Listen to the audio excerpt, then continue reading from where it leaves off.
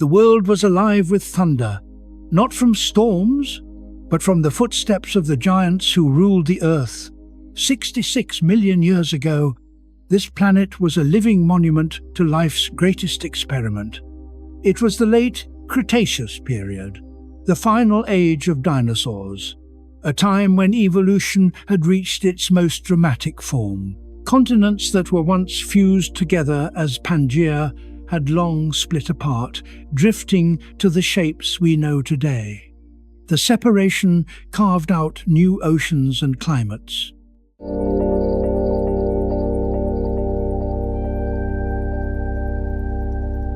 The world was warmer than now, the air thick with humidity, and forests grew even near the poles.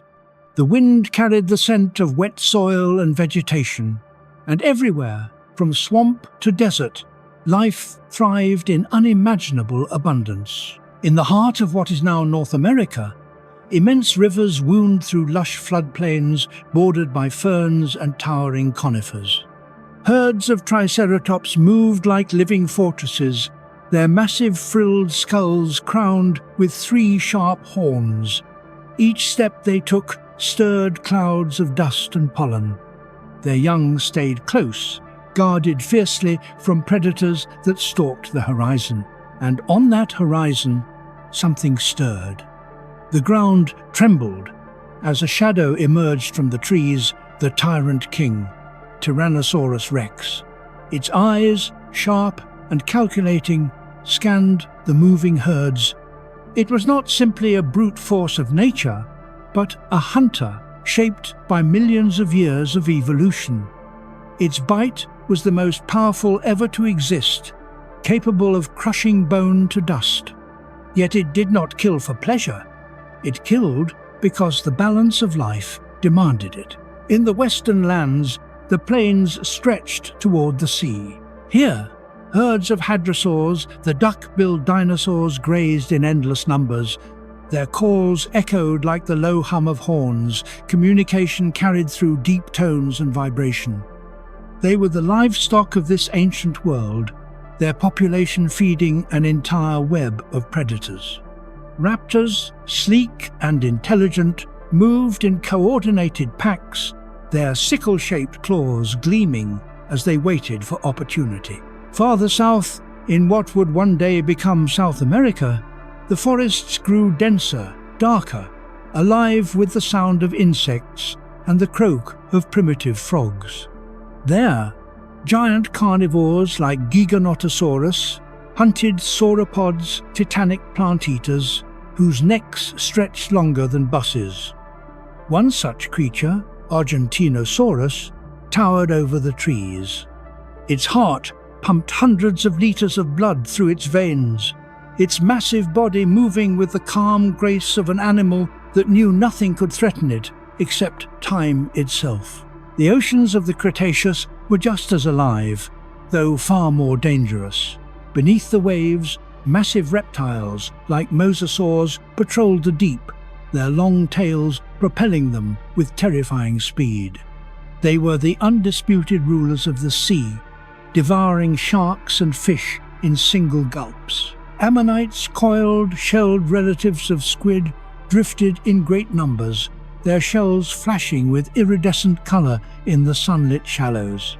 Above the water, enormous pterosaurs glided effortlessly, wings stretching over 10 meters across. Some soared for days, carried by warm ocean air currents, rarely landing except to feed or rest on cliff edges. It was a planet of extremes. Deserts scorched under the blazing sun, while rainforests overflowed with moisture and life. Volcanoes rumbled at the edges of continents, releasing vast plumes of carbon dioxide into the atmosphere. This greenhouse world was fertile, chaotic, and ever-changing, but it worked. Every creature, from the mightiest predator to the smallest insect, played a part in a delicate balance that had endured for millions of years. In the evenings, as the sun sank beyond the horizon, the Cretaceous sky glowed red and gold. Massive dragonflies hovered over still ponds. The distant calls of dinosaurs echoed like music through the forests. Life had reached its masterpiece, the height of creation's wild imagination. Yet even in this golden age, the signs of change were everywhere. Deep beneath the crust, the planet shifted. Continental plates pressed and collided, reshaping oceans and mountain ranges. Volcanoes erupted more frequently. Vast basalt flows covered regions of what is now India, releasing gases that began to alter the climate. To the creatures of the time, these changes were invisible, too slow to notice, too ancient to fear. The planet had seen extinction before.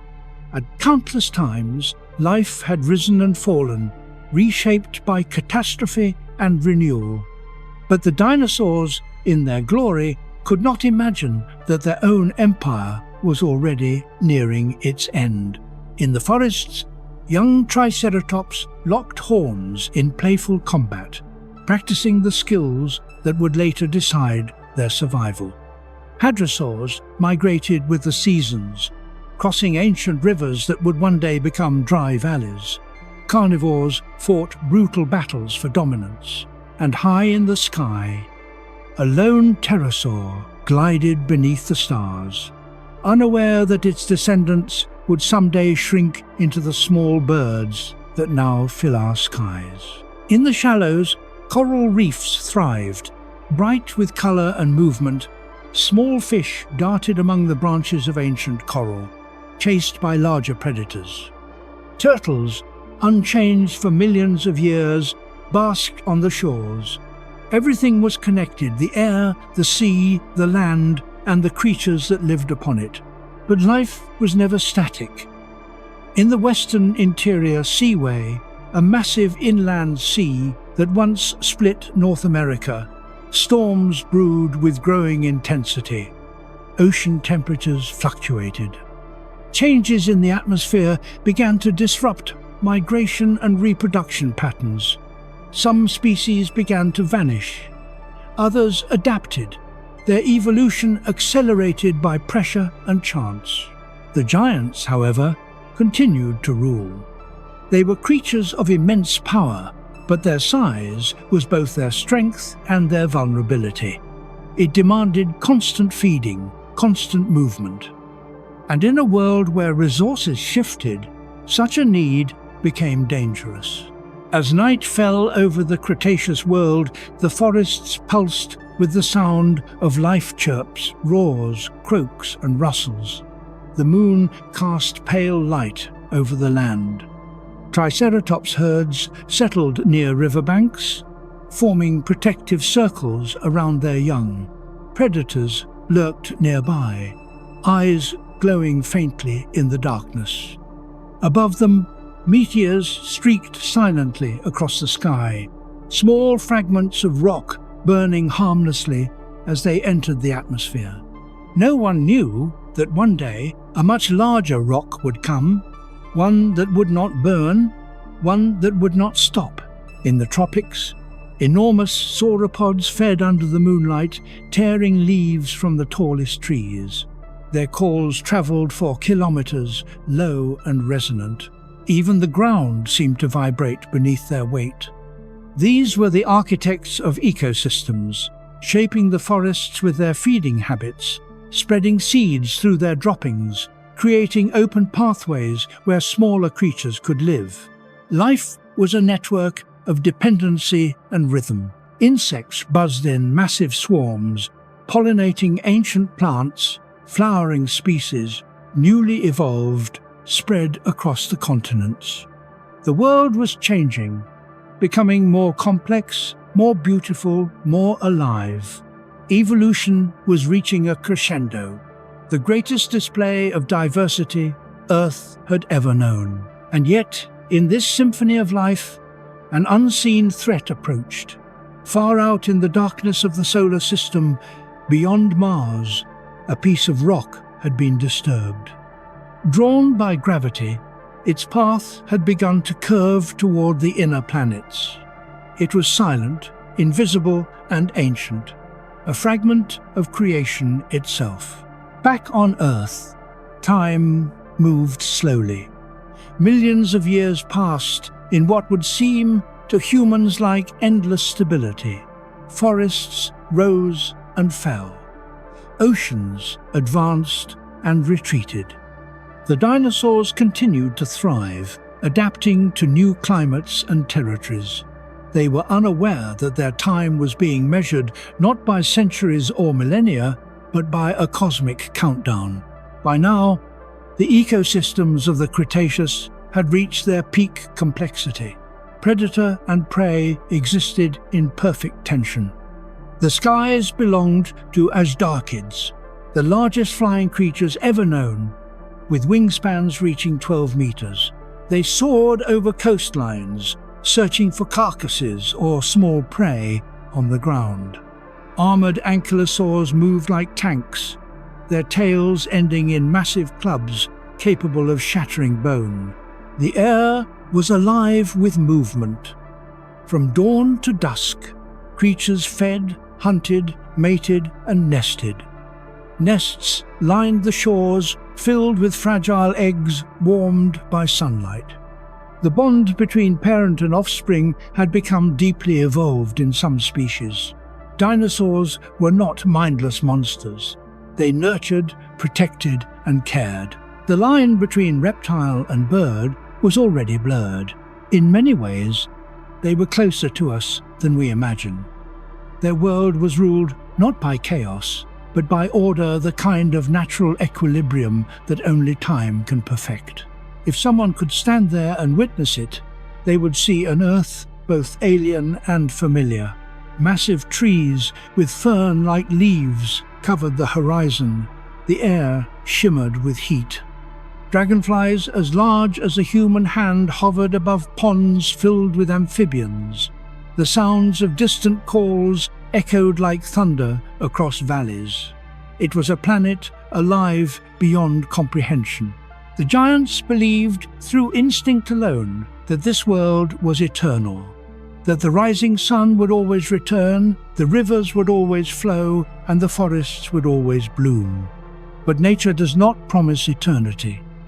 Its beauty exists because it changes, because it ends and begins again. Soon, the first faint particles of dust from space began to enter the atmosphere unseen, harmless, but part of a much larger trail.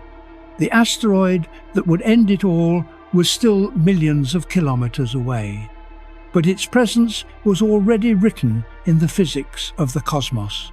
The age of giants had reached its greatest glory, but also its final dawn. The planet pulsed with life, unaware that in one geological instant, everything would change.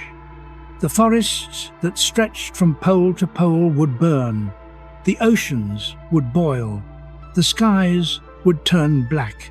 But for now, the world was at peace. The Triceratops herds slept in the cool night. The Tyrannosaurus watched from afar, its breathing slow, its massive chest rising and falling. The moonlight glimmered off scales and leaves. In the distance, waves crashed against the ancient shores of a land that would one day be called Yucatan. And above them, in the endless dark, a rock from the edge of the solar system continued its silent journey, unstoppable, unseen, and destined to end the reign of the giants. The sun rose over a world that seemed unbreakable. The light of morning spilled across vast plains, over rivers winding like silver veins through jungles of green. Mist hung low between the trees, where the first cries of the day echoed a chorus of life that had no equal.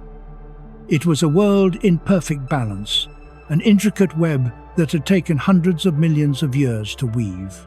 The age of dinosaurs was not only an age of giants, it was a living system, complex and connected in ways unseen.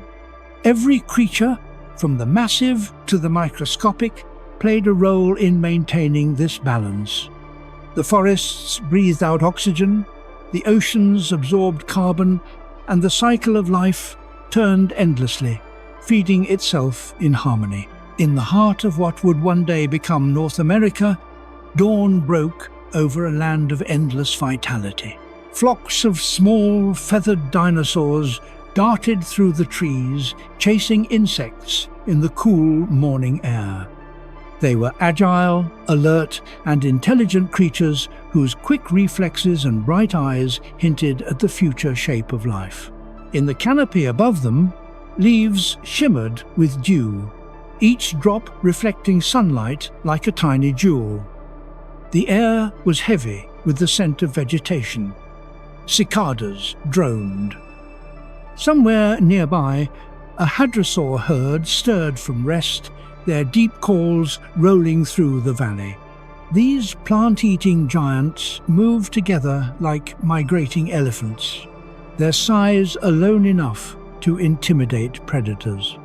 Their movements shaped the landscape, flattening paths, dispersing seeds, and fertilizing the soil. They were engineers of their own environment. Predators followed at a distance. A pair of tyrannosaurs watched from the edge of the trees, their bodies half shrouded in shadow.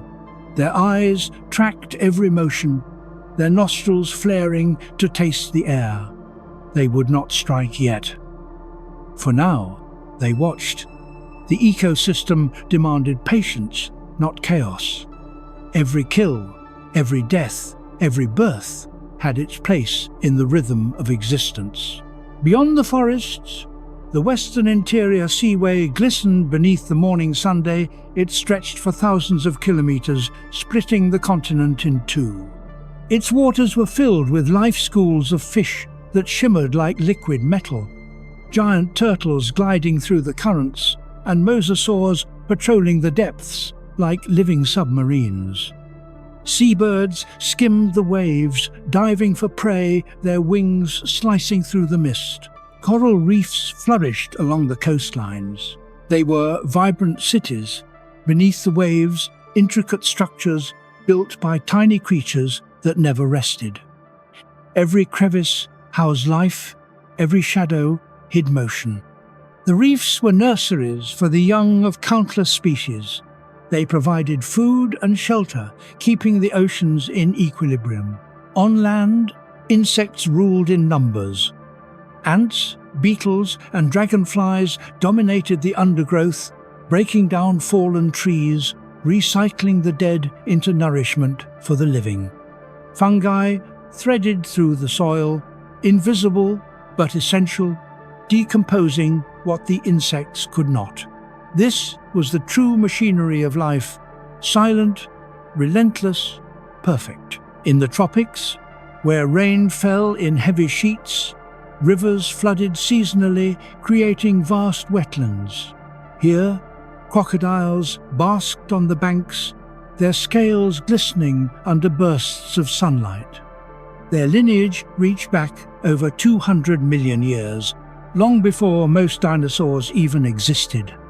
They were survivors, patient and adaptable, embodiments of stability in a world of change. Small mammals scurried through the ferns. Though insignificant in size, they were the hidden beneficiaries of the ecosystem. They fed on insects and plants, their burrows aerating the soil. They lived quietly in the shadows of giants, but evolution was already preparing them for a future that none of the dinosaurs could foresee. This was an Earth at its peak, rich, alive, balanced. The planet's atmosphere, oceans, and land existed in harmony. Temperature gradients created monsoon cycles that sustained rainforests across entire continents. The air was filled with carbon dioxide, but plants flourished in it, converting it into oxygen through photosynthesis. This exchange, this invisible breath of the planet, sustained everything. The dinosaurs themselves were part of this biological rhythm. Their migrations controlled vegetation patterns. Their waste fertilized the land. Their deaths fed the scavengers and decomposers that closed the circle of life. Nothing in this world went to waste. Every fragment of energy was recycled back into the system. The skies, too, were full of motion. Pterosaurs, the masters of flight, glided on thermal currents rising from the heated ground. Some had wingspans wider than a small aircraft, yet they moved with elegance and precision. They were the first vertebrates to conquer the air completely. Their bones were hollow yet strong. Their muscles adapted for long endurance. They nested on cliffs where the wind carried their calls across the oceans. As daylight deepened, the forests came alive in waves of activity.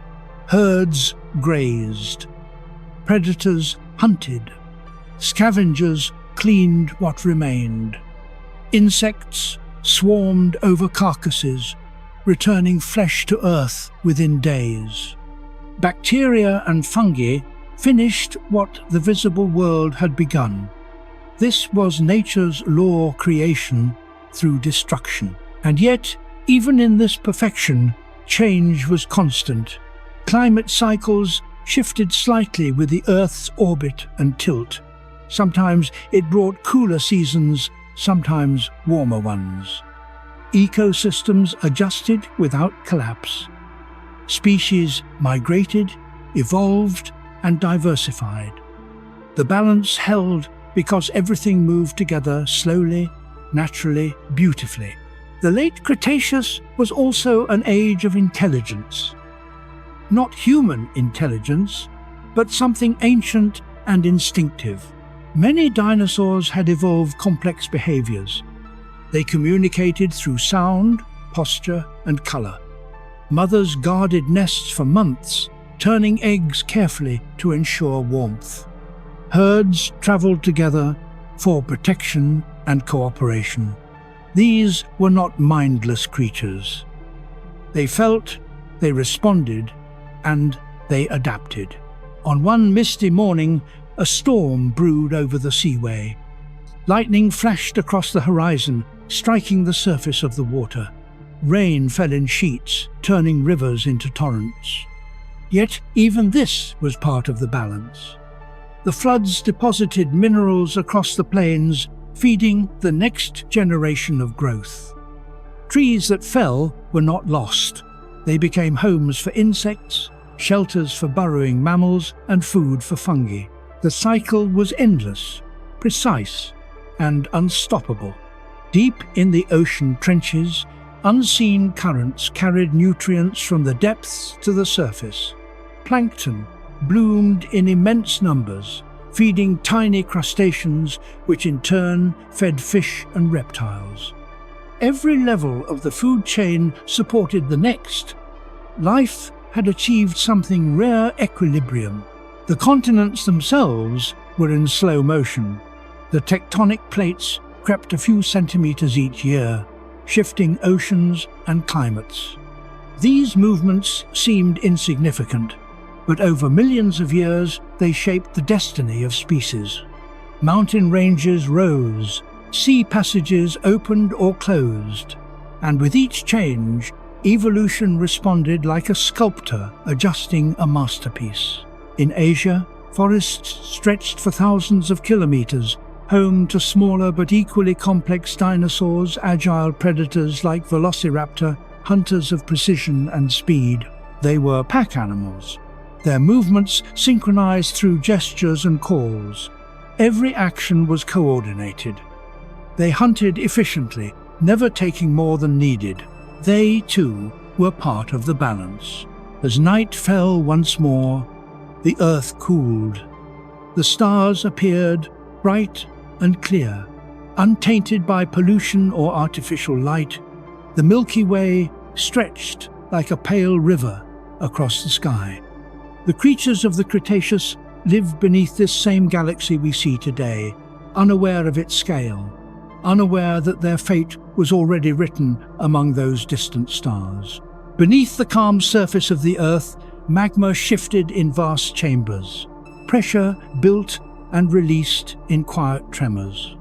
Volcanoes erupted far away, sending ash into the skies, fertilizing distant lands when it settled. Every eruption gave life somewhere else. Destruction and creation were two sides of the same process, a balance not of peace, but of purpose. Earth's systems, geological, biological, and atmospheric, had aligned in a state of extraordinary stability. This was one of the most biodiverse periods in history. Coral reefs flourished, forests expanded, rivers carried sediments that built deltas rich in nutrients. The planet was alive in every corner, from mountain peak to ocean trench. And yet, the harmony of the Cretaceous world was fragile, held together by invisible threads of chemistry, gravity, and chance. If any one of those threads were cut, the system would unravel. It had happened before in the Permian extinction, when volcanic gases had choked the atmosphere and 90% of life had vanished. The planet had recovered then, slowly, painfully. But recovery did not guarantee immunity. Somewhere, far beyond the moon's orbit, an object drifted silently, locked in a gravitational dance it did not understand. Its path had been altered long ago, disturbed by the pull of larger worlds. For millions of years, it wandered, cold and indifferent. Its orbit now pointed toward the blue planet, glowing faintly in the distance. The Earth spun on, unaware of its approaching visitor. Back in the forests, fireflies began to glow, signaling through the humid air. Frogs croaked along riverbanks. The night echoed with the sounds of life, continuing its endless rhythm. Predators hunted, prey fled, the strong survived, the weak perished. And in this constant motion, the balance was preserved not by mercy, but by necessity. It was this harmony that allowed the dinosaurs to thrive for so long. Evolution had perfected them. They were not failures awaiting extinction. They were the most successful animals to ever walk the earth. They adapted to heat and drought, to floods and volcanic ash, to the slow drift of continents. They were the culmination of nature's design, proof that life could endure almost anything. Almost, because balance is never permanent. It is a moment fragile and fleeting between creation and collapse. As the second moonless night of this chapter begins, the world rests under a false peace. The forests sigh in the wind, oceans murmur against the shores, and the breath of the planet moves through every living thing. It is a balance, so perfect, so complete, that it could only exist on the edge of disaster. And in the distance, beyond the sky, beyond everything the dinosaurs had ever known, something bright begins to move through the dark. A speck of light growing larger each passing day, invisible to those below, unstoppable to those who will soon face it. The world remains in balance. But not for long. The world had reached its peak. Life pulsed through every forest, every ocean, every breath of air. From the smallest insect crawling beneath a fern to the colossal shadows that walked across the plains, every movement was a thread in the tapestry of creation. It was an age so stable, so abundant, that extinction seemed impossible. And yet, fate was already set in motion, quiet, distant, and unstoppable. Above this thriving world, in the vast blackness of space, a rock was moving. It had wandered for eons, born from the debris of planetary creation. Gravity had guided its path, reshaped its orbit, and now, unseen and silent, it was falling toward Earth. But down below, the world continued in calm indifference. The morning began as it always had. The sun rose through a haze of golden mist, warming the forests that stretched endlessly across the land.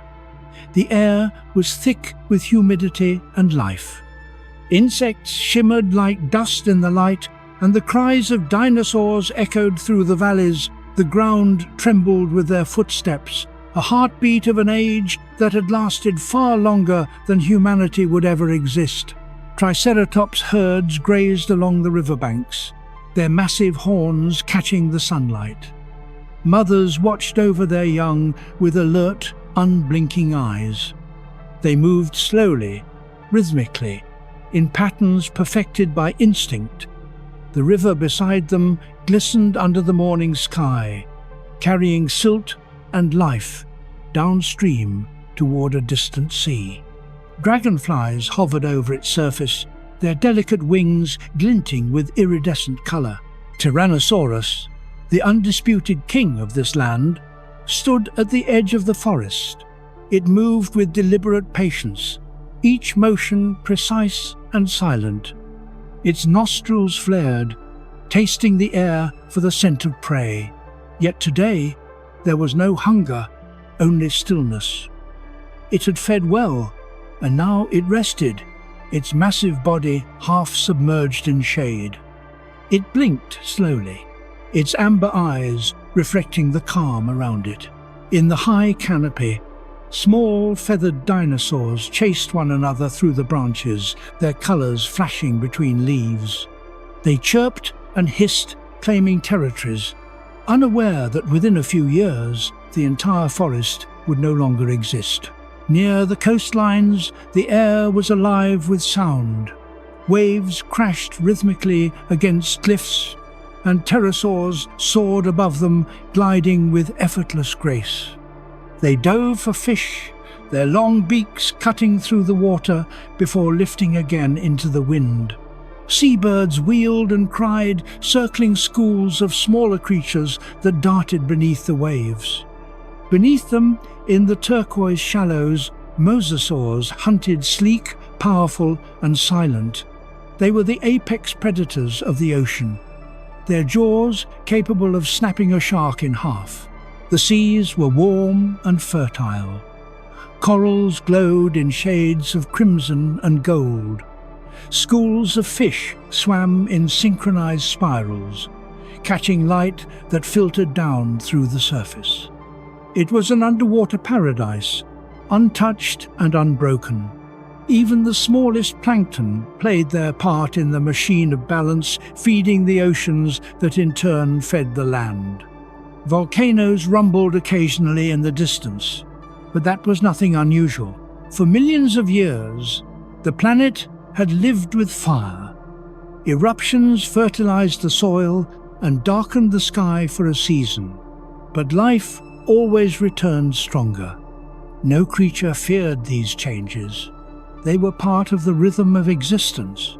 The earth seemed eternal. In the tropics, rain poured from thick clouds, drenching the forests and flooding rivers. Reptiles and amphibians called from beneath the canopy, their voices rising into the storm. Lightning flashed across the horizon, momentarily illuminating herds of dinosaurs moving through the mist. It was a scene that had played out countless times, a world accustomed to cycles, certain that every storm would pass, every flood would retreat. Even in the calm, however, small changes were taking place imperceptible to the creatures that lived through them. The climate was subtly shifting. Volcanic gases had increased the carbon content in the air, slightly altering temperatures. Some plants flourished, others declined. Migration patterns began to drift. These were quiet adjustments, part of the planet's constant reshaping. Nothing yet hinted at the cataclysm to come.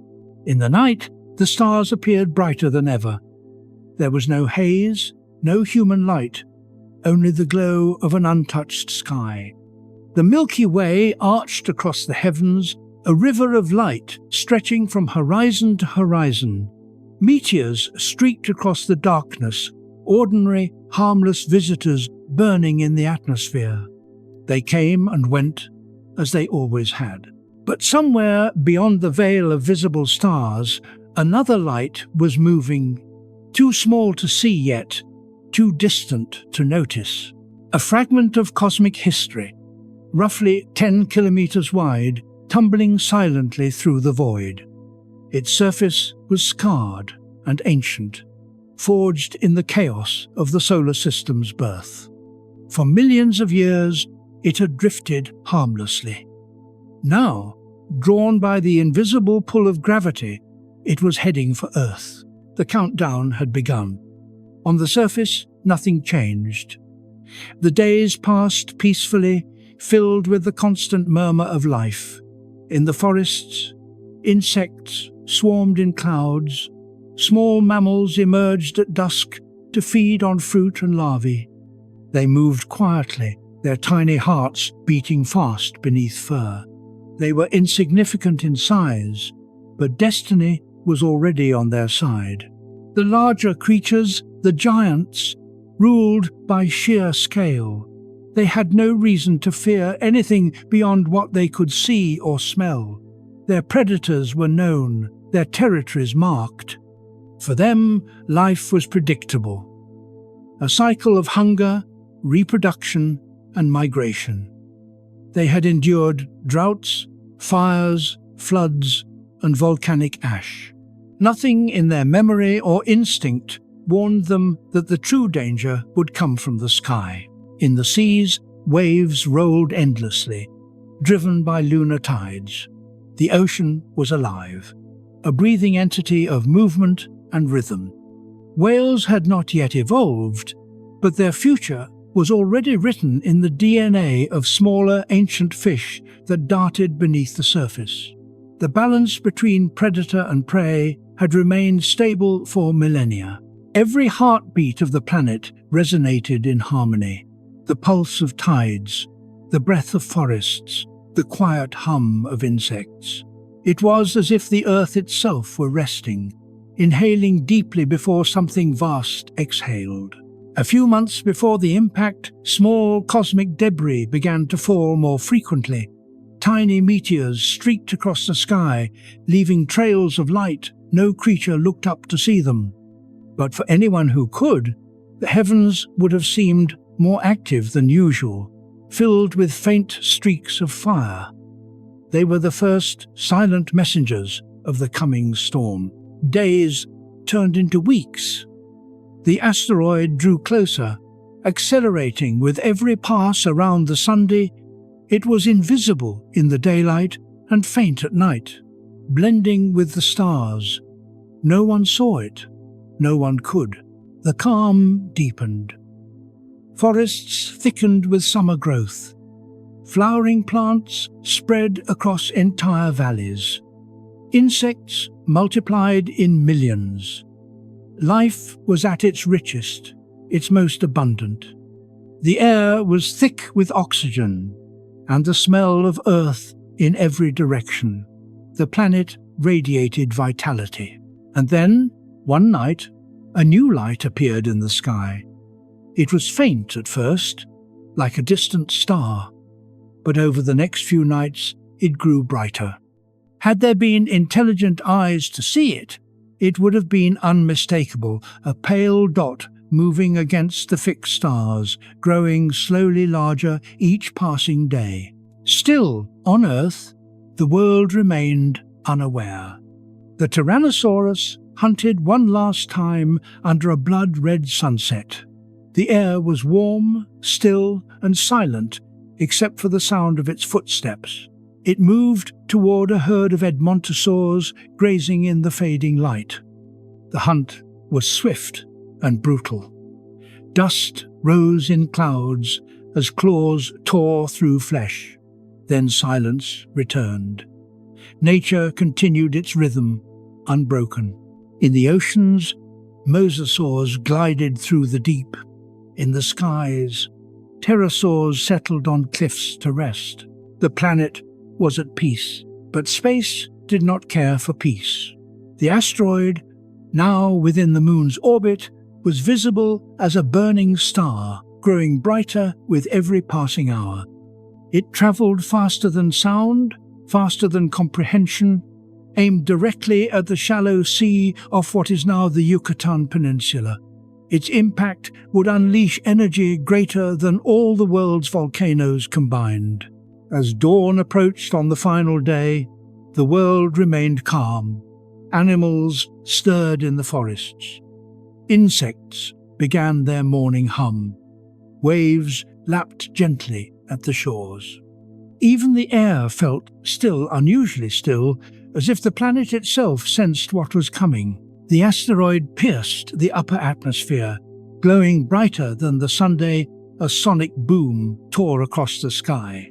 The ground shook before the impact even came. And then, for the briefest fraction of time, just a heartbeat, there was light. Brighter than anything the world had ever seen. It was the end of the calm and the beginning of extinction. In the silence of space, where no sound can travel, a wanderer moved through the dark. It had no name, no intention, no awareness of the life it was about to erase. It was a relic of creation, a fragment of rock and metal forged in the chaos of the early solar system. For millions of years, it had drifted endlessly, locked in a slow dance between planets and stars. The asteroid was ancient, older than any mountain, older than any ocean, older than life itself. Its surface was jagged and scarred, a frozen memory of collisions that had shaped the universe. It had passed near Mars, skirted Jupiter's gravitational field, and been nudged little by little toward a fatal path. As it travelled through the void, it turned slowly, a silent monolith glinting faintly in the distant light of the Sunday dust and ice trailed behind it, forming a thin halo that caught the faint rays. For most of its journey, it was invisible, one of countless pieces of cosmic debris scattered across the solar system. But this one was different. This one had a destination. Gravity, the unseen sculptor of fate, guided its every motion. The sun pulled it inward, the planets shifted its path, and each encounter changed its destiny by fractions of a degree until the alignment was perfect. Its orbit now crossed the orbit of Earth. The blue planet turned below, vibrant and alive, unaware of the death approaching. 66 million years ago, in the final days of the Cretaceous, the Earth was at peace. The continents had settled into familiar outlines. Forests thrived, oceans teemed with life, and the skies were filled with wings from the surface. Nothing seemed extraordinary. The days followed their usual rhythm: dawn, life, dusk, night. And high above, beyond the clouds, a speck of light grew slowly brighter. For weeks, it had been approaching unseen. By the time it entered the inner solar system, it was moving faster than any bullet. Its speed now exceeded 20 kilometers per second, faster than sound, faster than comprehension. It carried energy beyond imagination, enough to erase entire species in an instant. It passed near the orbit of Venus, glowing faintly now, as sunlight reflected off its rough surface. Its long journey through the vacuum was nearly over. Ahead lay the Earth, turning silently in the black sea of space, wrapped in blue and white. As it drew closer, the asteroid entered the planet's gravitational influence. The pull grew stronger, accelerating it even more. Space bent around it. Invisible forces tugged it downward. Its final hours had begun. On the surface, life continued without disruption. The great herds still moved across the plains. Predators still hunted. The wind rustled through the trees. The world had no reason to fear the sky. But if one could have looked up on that final night, the asteroid was now visible, a faint, fast-moving star. It shone brighter each passing hour. The air above the planet trembled with the first hints of atmospheric friction. Then came dawn. The sun rose over the horizon, golden and calm. The forests shimmered with dew. Pterosaurs soared above the coastlines, gliding effortlessly. It was a perfect morning, warm, clear, silent. And then the light appeared. At first, it was small, like a distant sun breaking through the clouds. It moved quickly, growing brighter, hotter, unstoppable. Within seconds, it became a blinding white sphere streaking across the sky, trailing fire and vaporized air. It screamed silently through the atmosphere, compressing the air in front of it until it glowed like molten metal. The asteroid had become a fireball, a second sun, brighter than anything the planet had ever seen. Its outer layers vaporized instantly, forming a glowing tail of plasma that stretched for kilometers. Shock waves of air exploded ahead of it, flattening forests before it even touched the ground. It descended over what is now the Yucatan Peninsula, above a shallow tropical sea filled with coral and life. Below, the surface of the ocean shimmered in the sunlight. The water was calm, reflecting the sky like a mirror. And then the mirror shattered. In the final seconds before impact, the asteroid's velocity exceeded 70,000 kilometers per hour. The force it carried was beyond human comprehension, equivalent to billions of nuclear bombs detonating at once. When it struck, the world stopped. The moment of impact lasted less than a heartbeat. But in that heartbeat, everything changed. The asteroid hit the Earth with such force that it vaporized instantly, turning into a column of plasma hotter than the surface of the Sunday. The ocean around it exploded upward, forming waves over a kilometer high. Rock and water fused into vapor. Shooting into the atmosphere, the ground beneath melted and folded, creating a crater more than 180 kilometers wide. Mountains collapsed. Air ignited. The sky itself caught fire. Within seconds, a fireball expanded outward, incinerating everything within a radius of hundreds of kilometers.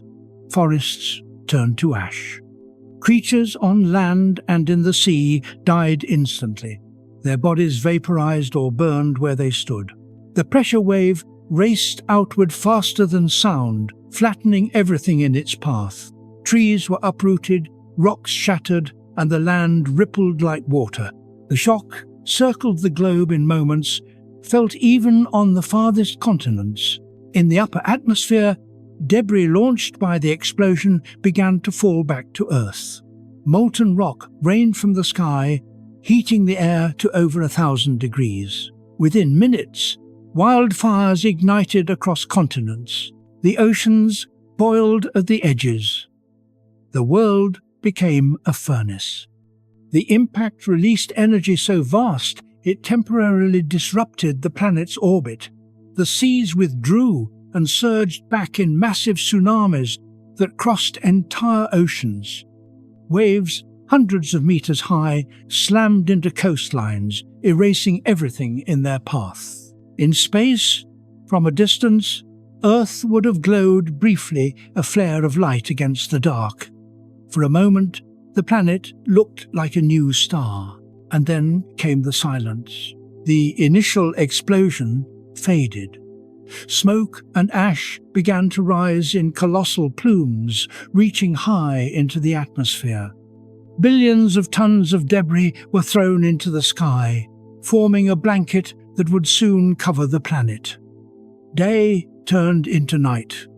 Sunlight could no longer reach the surface. Temperatures began to drop. But in those first few hours, the world was chaos. Earthquakes shook continents. Volcanoes erupted in chain reactions.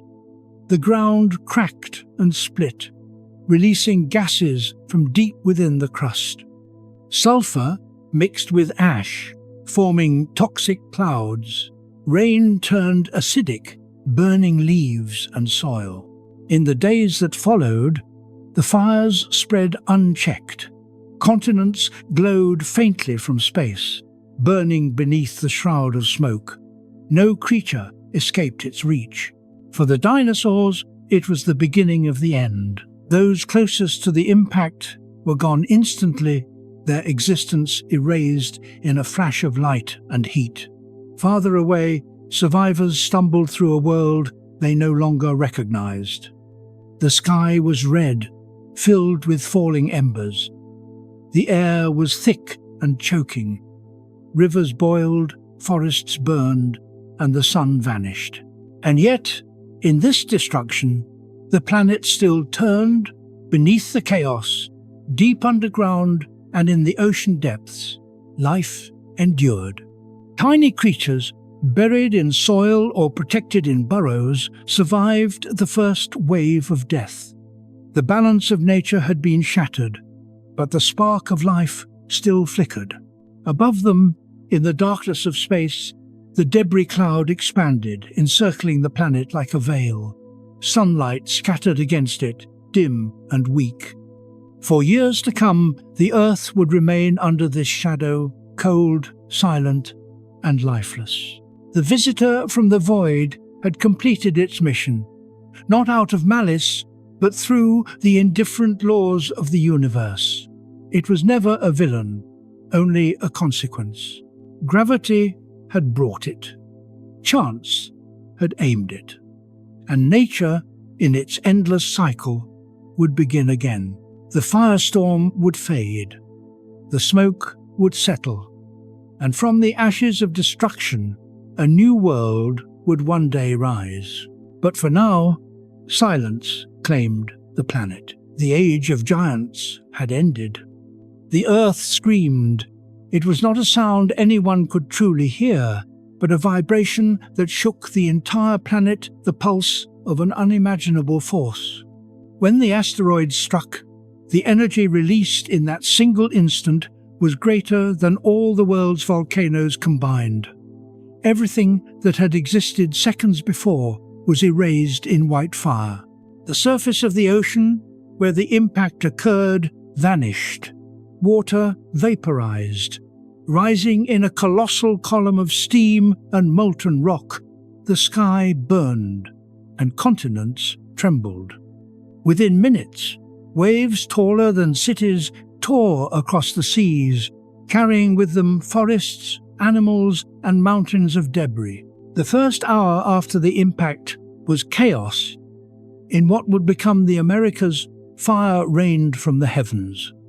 Rocks, still glowing from re-entry, fell in sheets, igniting forests thousands of kilometers from the crater. Even the night side of the planet glowed faintly, lit by the scattering of incandescent debris. Dinosaurs that had survived the first shockwave now faced the second, a wall of heat sweeping across the land faster than any storm. Leaves curled into ash, rivers boiled, and oxygen itself turned against life.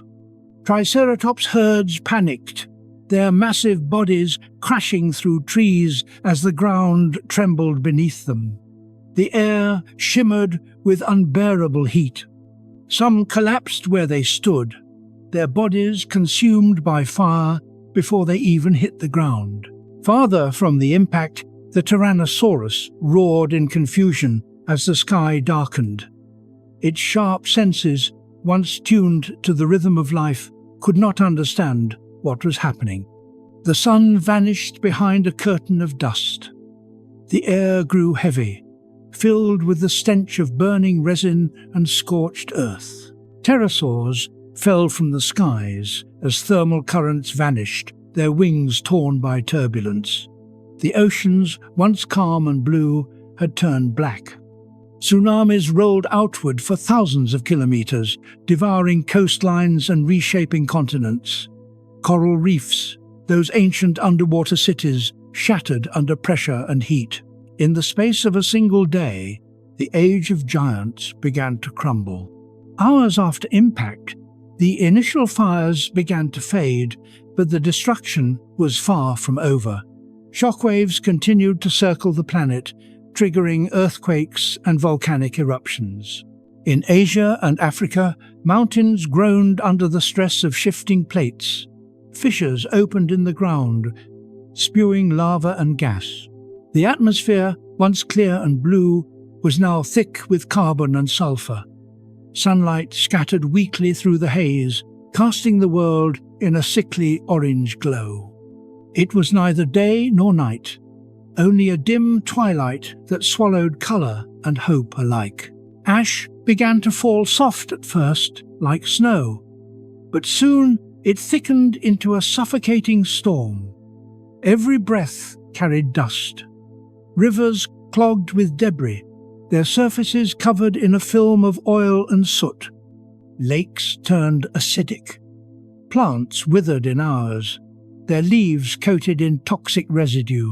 Life struggled for oxygen. In the forests of what is now Asia, small mammals emerged cautiously from burrows, their whiskers twitching in the gloom.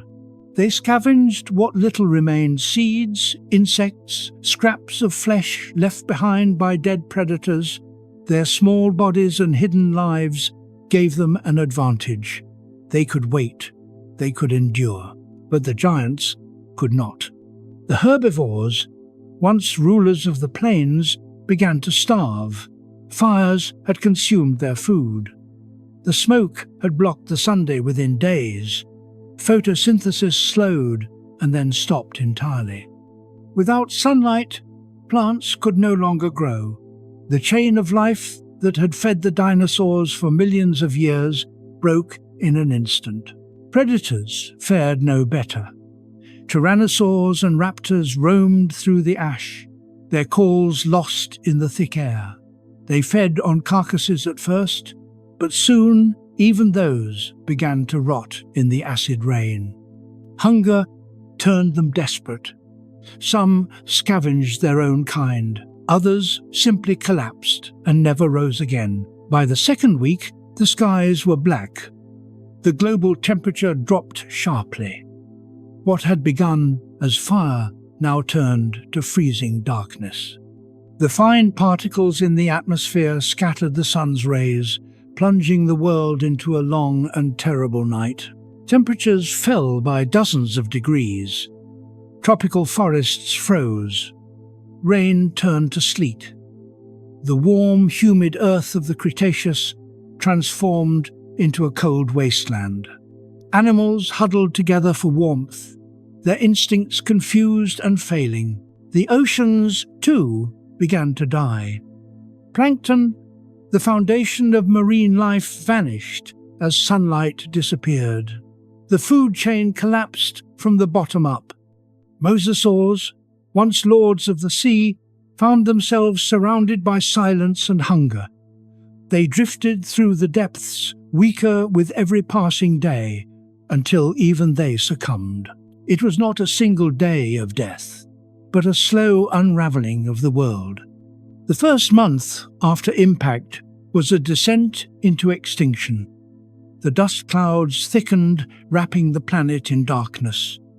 Acid rain fell relentlessly, dissolving soil and rock. Lightning flashed constantly within the churning skies, igniting what little still burned. Only the smallest creatures survived, those that could burrow, hide, or hibernate. Insects laid eggs deep underground. Amphibians sheltered in the mud of drying ponds. Mammals curled into tight nests, conserving every drop of warmth. The dinosaurs, once the dominant life on Earth, were ill-equipped for this new world. Their massive bodies needed constant feeding. Their eggs required stable climates. Everything they depended on was gone. In the chaos, some fought to the end. One last Tyrannosaurus stood over its territory, thin and exhausted, its once mighty roar now a rasp. It watched the dark horizon, where lightning tore through ash clouds. The ground trembled again, another aftershock. It lowered its head, breathing the acrid air, unaware it was one of the last of its kind. The age of thunder had gone quiet. Months passed.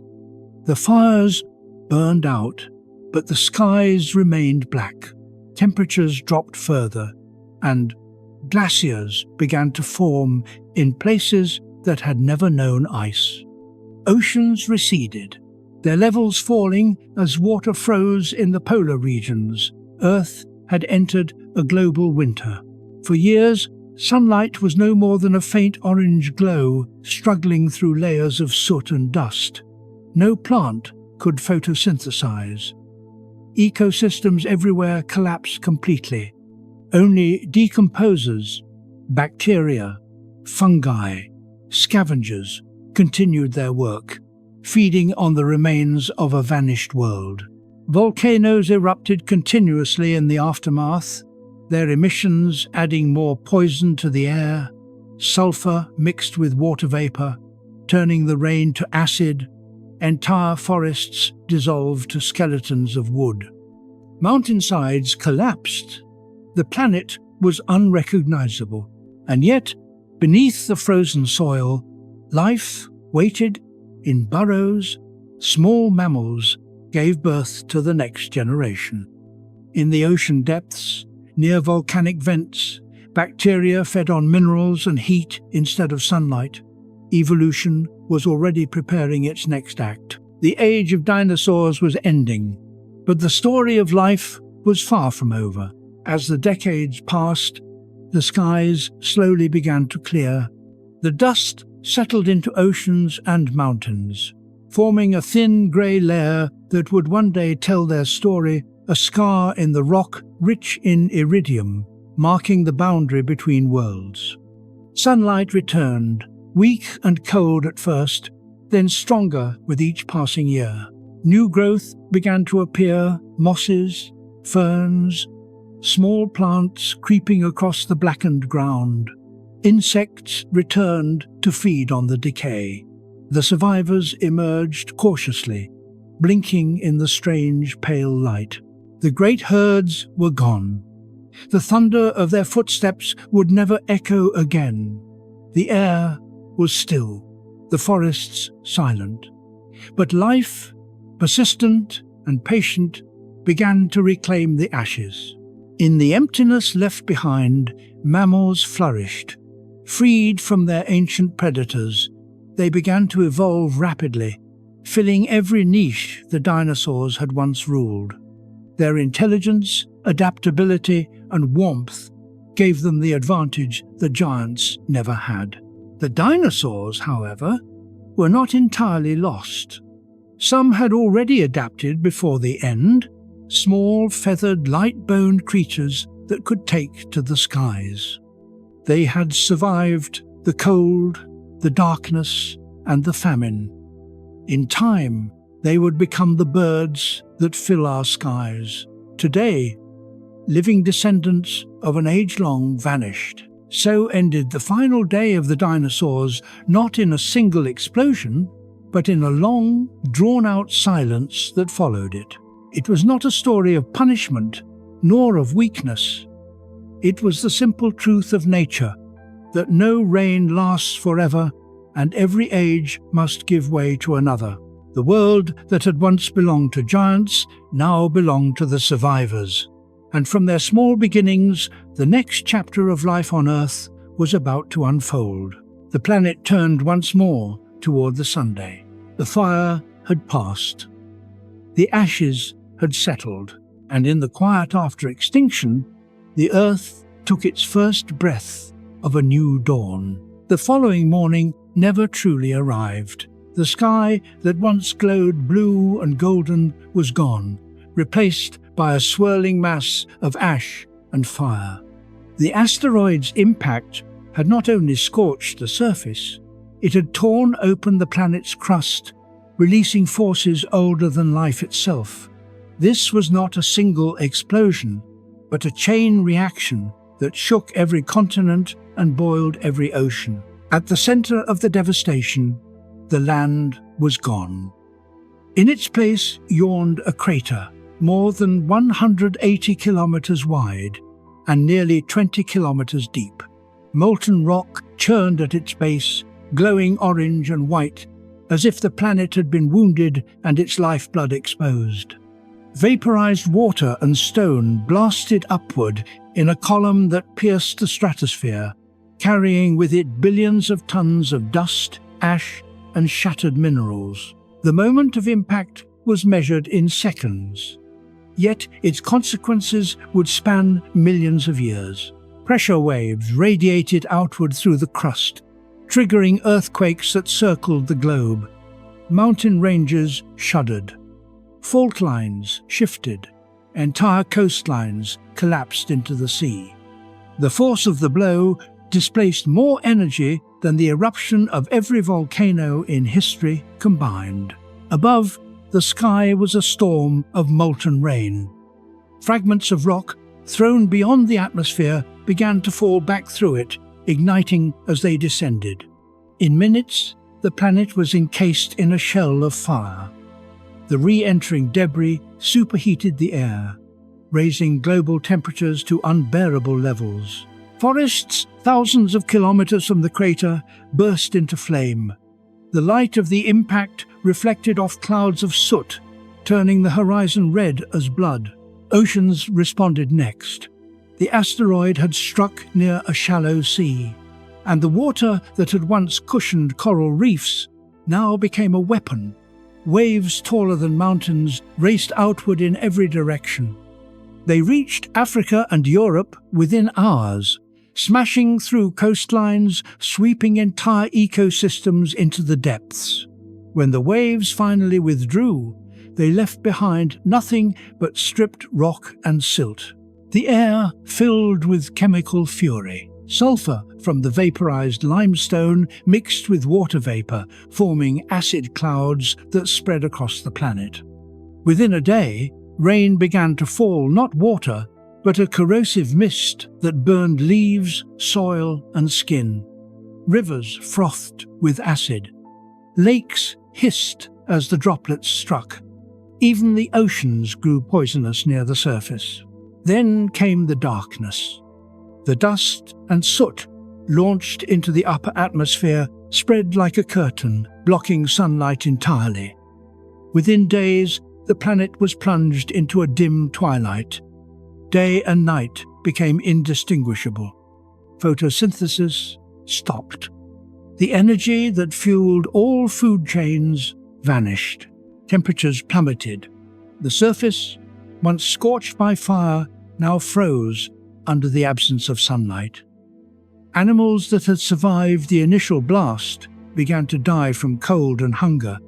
Volcanic ash settled on their bodies like snow. The planet's once vivid landscapes turned grey and silent.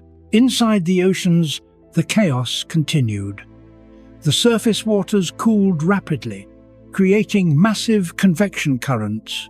Deep water rose, bringing up carbon and sulfur compounds that suffocated marine life. Plankton, the foundation of oceanic ecosystems, disappeared. Without them, everything above them starved, from small fish to enormous marine reptiles. The seas, which had once been vibrant with motion and color, turned into dark, anoxic wastelands. For years, the atmosphere remained choked with debris. Sunlight scattered weakly through the haze, painting the sky a dull orange during the rare hours when it was visible. Rainfall carried toxins that seeped into the soil, halting the return of vegetation. Nearly every large animal on land perished. Only creatures small enough to hide, burrow, or enter torpor endured. And still, the planet changed. The immense release of pressure at the impact site triggered volcanic eruptions across the globe. Lava fields spread for hundreds of kilometers. New gases filled the air, amplifying the greenhouse effect once the dust finally began to settle. What had been a freezing darkness slowly transformed into a humid, sweltering heat. The climate swung violently from one extreme to another. tearing apart what little stability remained. Centuries passed before the skies cleared enough for true sunlight to return. When it did, it revealed an altered world. The crater at Yucatan was no longer a fiery pit, but a basin filled with water, forming a new sea. The continents bore fresh scars, folded ridges, dried floodplains, and barren deserts. Ecosystems that had taken millions of years to build were erased in the blink of geological time. Yet the planet itself was not dead. Beneath the ashes, seeds lay dormant. Spores survived in the cold and the dark. Bacteria continued their endless labor, breaking down the fallen giants into fertile soil. Life, though shattered, waited patiently. Eventually, green returned. Mosses clung to the edges of streams. Ferns unfurled across the burnt ground. With them came insects, then small reptiles and birds. What had been the moment of annihilation became the first breath of renewal. The impact that ended the reign of the dinosaurs also cleared the path for something new, a quieter, more fragile world that would someday give rise to mammals, forests, and human thought. In the stillness that followed, the Earth rotated beneath a sky that was finally blue again. The crater gleamed with sunlight. The winds carried the scent of rain rather than smoke. The moment of impact had passed into history, written not in words but in stone, a layer of ash and iridium buried in the crust, marking the line between two eras. The end of the giants and the beginning of everything that would come after. And though the world would never again be as it was, the same forces that destroyed it, gravity, chance, time, would continue to shape it, guiding the planet through cycles of death and rebirth, silence and song. Forever turning under the indifferent stars, the world was burning. The asteroid had struck only hours ago, but the fire it unleashed now circled the entire planet. From horizon to horizon, flames consumed everything. Forests that had stood for millions of years vanished in a single night. The sky glowed a sickly orange, lit by the re-entry of molten debris falling like a rain of stars. Across the continents, the air shimmered with unbearable heat. Temperatures soared higher than any creature had ever felt. Oxygen itself became fuel, igniting trees and plains in explosions of light. Smoke towered into the heavens. Mixing with the ash and dust that already blotted out the Sunday, there was no longer day or night, only fire. In the first few hours after impact, the debris ejected into the atmosphere began to fall back to Earth. Each fragment, no matter how small, carried the energy of a meteor.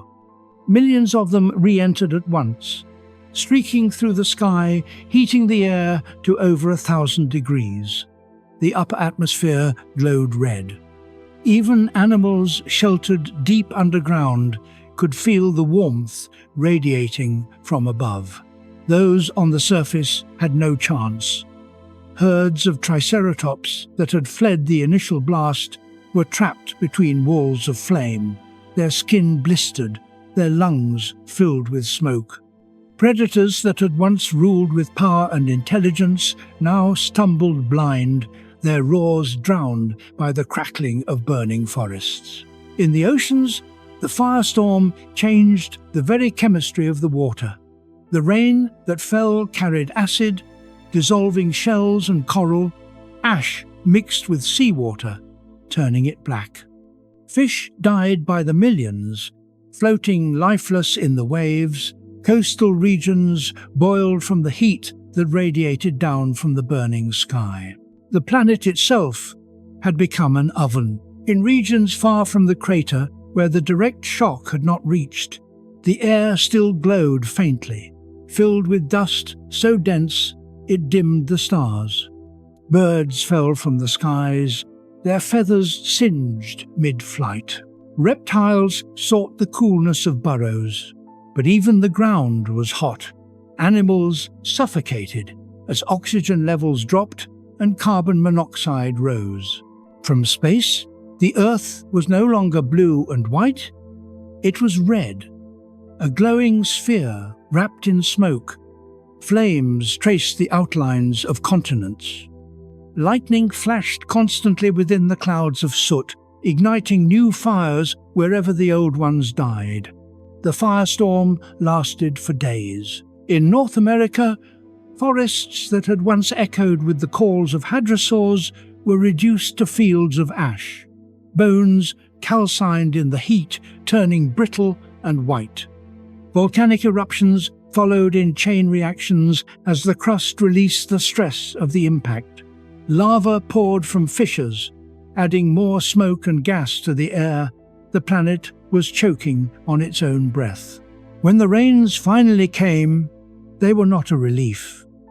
The moisture mixed with sulfur and carbon in the atmosphere, turning into acid rain, it fell in torrents, hissing as it struck the scorched earth.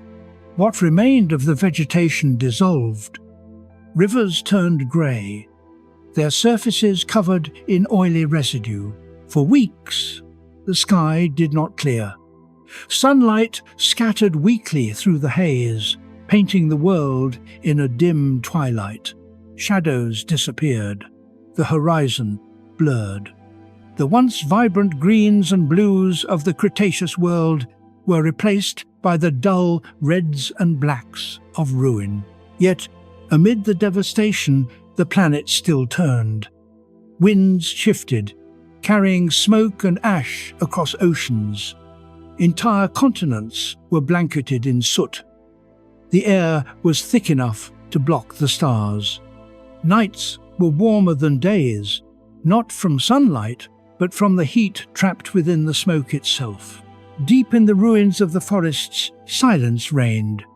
The songs of insects, the calls of birds, the roars of predators, all gone.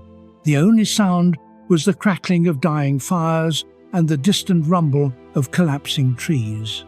In the days that followed, the survivors began to emerge. Small creatures, desperate and cautious, moved through the ashes. Insects that had burrowed deep underground climbed back to the surface. A few amphibians, their skin scorched and dry, slipped into what remained of the rivers. Mammals, barely larger than rats, scurried between smouldering logs, searching for seeds or insects. They were the first signs of persistence, proof that life, even at its weakest, refused to yield completely. Above them, the air remained deadly. Fine particles of soot entered lungs and eyes, poisoning the survivors. Rainwater was acidic enough to strip bark from trees. Every breath was a battle, every movement a risk. The fires eventually began to die, starved of oxygen. What they left behind was a landscape of charcoal and shadow. The once mighty forests of the Cretaceous had become blackened skeletons, their branches reaching upward like the arms of the dead. The smell of burning lingered for months. Ash fell from the sky like snow, blanketing everything in a grey layer. In some places, it was meters deep, burying the bodies of the fallen. Entire ecosystems disappeared beneath it. Rivers diverted their courses, carving new paths through the soft, unstable land. With the fires gone, the real danger began the cold. As the smoke thickened and the debris spread across the atmosphere, sunlight could no longer reach the ground. Temperatures plummeted across the planet. What had been an inferno became an icebox. In less than a year, the average global temperature dropped by more than 15 degrees. Frost formed in places that had never known cold. Tropical rainforests withered, and deserts froze solid at night. The same skies that had once burned now glowed dimly with the weak light of a dying Sunday. For the dinosaurs that had somehow survived the fire, the cold was merciless. Their bodies, evolved for a warm, humid climate, could not adapt. Eggs failed to hatch, and food vanished. Even the strongest carnivores starved, their massive frames becoming burdens in a world where every calorie mattered. The oceans, too, continued to change. Plankton, deprived of sunlight, vanished. With them went the entire marine food chain. Ammonites, the beautiful spiral-shelled creatures that had survived for hundreds of millions of years, finally disappeared. The seas turned silent. On land, the fires had reshaped everything. The soil, once rich and alive, was sterile and compacted. Rain washed away nutrients, leaving behind barren ground. Dust storms swept across continents, carrying the remnants of the old world into the new. And yet, even as the firestorm faded into memory, its legacy endured. The thin layer of soot it left behind, rich in carbon and iridium, would one day tell the story of this day. Buried deep in rock and sediment, it would mark the line between the Cretaceous and the Paleogene, between the age of reptiles and the age of mammals. The firestorm was both an ending and a beginning. In time, the ash would become soil again. The cold would give way to warmth. From the charred remains of forests, new plants would rise, feeding on the minerals released by the destruction. Evolution would begin again, slower but more deliberate, shaping creatures built not for dominance but for survival. The world after the fire was not the same. It was quieter, emptier, and yet strangely peaceful. The constant thunder of dinosaur footsteps was gone. The air no longer vibrated with their roars. Instead, the planet exhaled softly, as if relieved that the chaos had finally ended. From the shadows of burnt trees, small eyes watched the new dawn. Mammals, birds, reptiles, all remnants of what came before, waited as the sunlight pierced the thinning clouds for the first time in months. The rays struck the ash, glinting off fragments of glass formed from melted rock. Steam rose from the ground as the warmth returned. The world was still wounded, but alive. It would take millions of years for balance to return.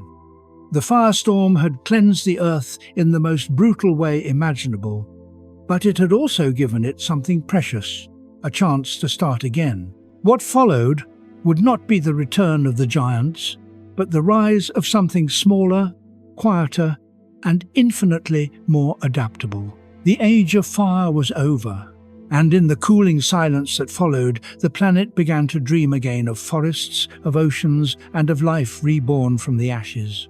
The fires had burned themselves out, but what replaced them was worse. The sky, once filled with smoke and flame, was now a dense blanket of dust that blotted out the sun completely.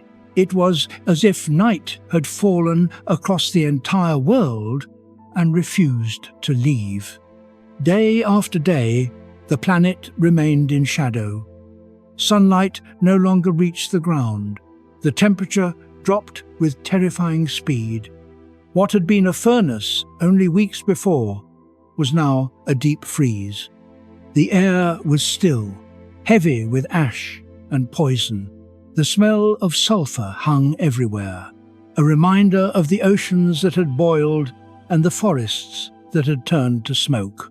For the creatures that remained, the world was unrecognizable. The landscape that had once pulsed with life now stretched out as a field of black and grey. Trees were nothing more than charred silhouettes. Rivers had turned to sluggish ribbons of mud. No colour remained, only the cold shimmer of frost and the dull glint of ash. The dust that filled the air was not just soot. It was ground rock, vaporized minerals, droplets of glass that had cooled in the atmosphere after being flung skyward by the impact. These fine particles were so small they could stay suspended for years, scattering sunlight away before it could warm the ground. Within months, the average global temperature fell below freezing. Tropical regions experienced frost for the first time in their history. Rain became rare, replaced by thin sheets of sleet that burned the skin. Acid rain still fell, eating into stone, bleaching the bones of the dead. The Earth had entered a nuclear winter, and its inhabitants were trapped in a silent, dying world. Across what had once been the plains of North America, the last dinosaurs struggled to survive. Triceratops herds, reduced to a handful of starving individuals, wandered through the frozen wastelands, searching for vegetation that no longer existed. Their massive bodies, built for warm climates, could not hold heat for long. Frost formed on their frills. Their breath turned to mist. The ground was frozen, the rivers solid. Even the wind had no mercy. Tyrannosaurs followed them, thin and skeletal, feeding on the dead when they could find them. Their calls echoed through the still air, but no answer ever came. One by one, they too began to collapse, their strength gone. In the oceans, the darkness ran deeper. Without sunlight, plankton, the tiny organisms that formed the base of the marine food web, vanished. With them went the fish that fed on them, and the larger predators that fed on the fish. Mosasaurs, once masters of the sea, drifted through silent waters until hunger ended them. Their massive bodies sank slowly to the ocean floor, settling into layers of silt that would one day turn to stone. The planet was suffocating. For months, the sun was nothing more than a faint orange smear on the horizon. At noon, the light was as dim as twilight had once been. Temperatures dropped below zero, even in the equatorial regions. Ice began to form across the shallow seas. Wind carried dust around the globe in endless storms, scouring the surface clean of anything that still lived. Volcanoes, triggered by the impact's immense pressure, continued to erupt, releasing more ash and sulfur into the air. Every eruption thickened the shroud that surrounded the Earth. Sunlight was trapped above it, and the heat that should have reached the ground instead bounced back into space. For years, there was no change. The dinosaurs, the creatures that had once ruled every corner of the planet, were gone. Their bones lay scattered under layers of ash and ice. The great age of reptiles had ended not with an explosion, but with a long, cold whisper. And yet, beneath the surface, life endured. Small mammals had hidden in burrows. Insulated from the worst of the cold, they huddled together for warmth, feeding on stored seeds and insects. Some entered long states of torpor, their heartbeats slowing to almost nothing as they waited for the return of light. Insects, too, survived their eggs buried deep in soil, safe from the freezing air. Fungi fed on the bodies of the dead, recycling what little energy remained, even in darkness. The cycle of decay continued. Beneath the oceans, near volcanic vents, bacteria thrived. They did not need sunlight. They fed on the minerals and heat rising from the Earth's interior. In the blackness of the deep, life continued quietly, unchanged by the surface disaster. Millions of creatures had vanished, but these few, hidden, overlooked, resilient, kept the spark of existence alive. Over time, the dust began to settle. Gravity pulled the heavier particles down. Rain carried them into the oceans, where they formed a thin layer across the seafloor. It would take years, but slowly, light began to return. The first sunrise after the long darkness was weak and pale, filtered through layers of lingering ash. But even that faint glow brought warmth. Frost melted from the ground. Streams began to flow again. In the silence, the earth exhaled for the first time in years. The world that emerged was different. The dinosaurs were gone, their reign ended after more than 100 million years. The skies, once filled with pterosaurs, were empty. The forests were bare. But life had survived in cracks, under stones, beneath the ground. From these survivors, the next age would begin. Plants were the first to recover. Spores and seeds that had waited in dormancy began to sprout. Ferns spread quickly, carpeting the blackened soil in green. With them came insects, drawn by the scent of new growth. They pollinated, they fed, and they multiplied. As vegetation returned, so did the air. The oxygen that had dropped to dangerous lows began to rise again. The balance, shattered by the impact, started to rebuild itself. Mammals emerged cautiously from their hiding places. They were small, covered in fur, and endlessly curious. They dug through the soft soil for insects, gnawed on roots, and drank from the first clear streams in the emptiness left by the giants. They found freedom. The darkness was fading, but its memory remained in every corner of the planet. It was carved into mountains, preserved in layers of rock, recorded in the chemistry of the oceans. The iridium-rich dust, a signature of the asteroid, would remain forever as a boundary between ages. The Earth had survived its own destruction. Over millions of years, the climate would warm again. Forests would return, new creatures would evolve, and life would reclaim the planet with astonishing speed. But for now, in this fragile dawn, the world was still quiet, still raw. The age of darkness had ended, but its shadow lingered in the silence, a reminder that creation and destruction were bound together, that every beginning demanded an ending. And so the earth turned once more beneath a clearing sky, scarred but alive, ready to begin the slow, patient work of healing itself. The oceans, once the living heart of the planet, had fallen silent. After the fires faded and the skies dimmed, the seas, those vast blue arteries that connected every continent, became grey and still. What had been filled with colour and movement now lay under a shroud of darkness. Sunlight could no longer penetrate the surface. The dust and soot suspended in the atmosphere scattered and absorbed the light, leaving the waters cold and dim. Plankton, the invisible engines of the marine world, began to die. Without them, the entire oceanic food chain collapsed. It began at the surface. The phytoplankton, tiny plants that had fed on sunlight for hundreds of millions of years, could no longer photosynthesize. One by one, their cells stopped dividing, their delicate membranes rupturing in the acidic water. Within weeks, the once green surface of the oceans turned clear and empty. Zooplankton followed. The small, drifting animals that fed on the plankton starved and sank to the depths. With their disappearance, fish populations began to crash.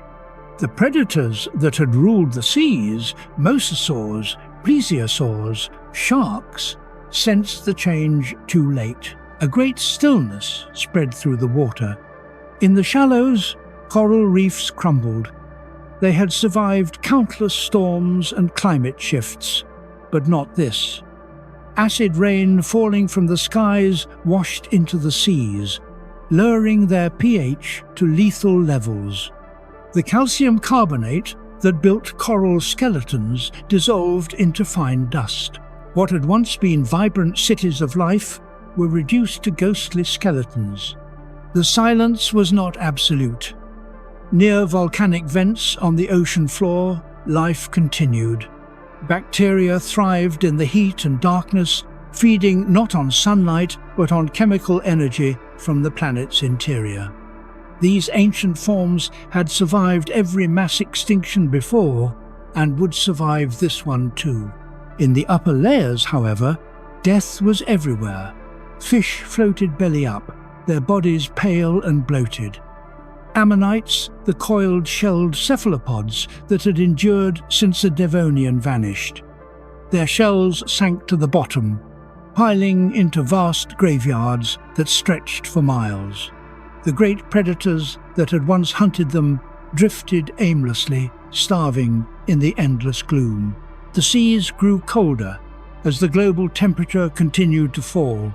The surface began to freeze near the poles, extending farther toward the equator than ever before.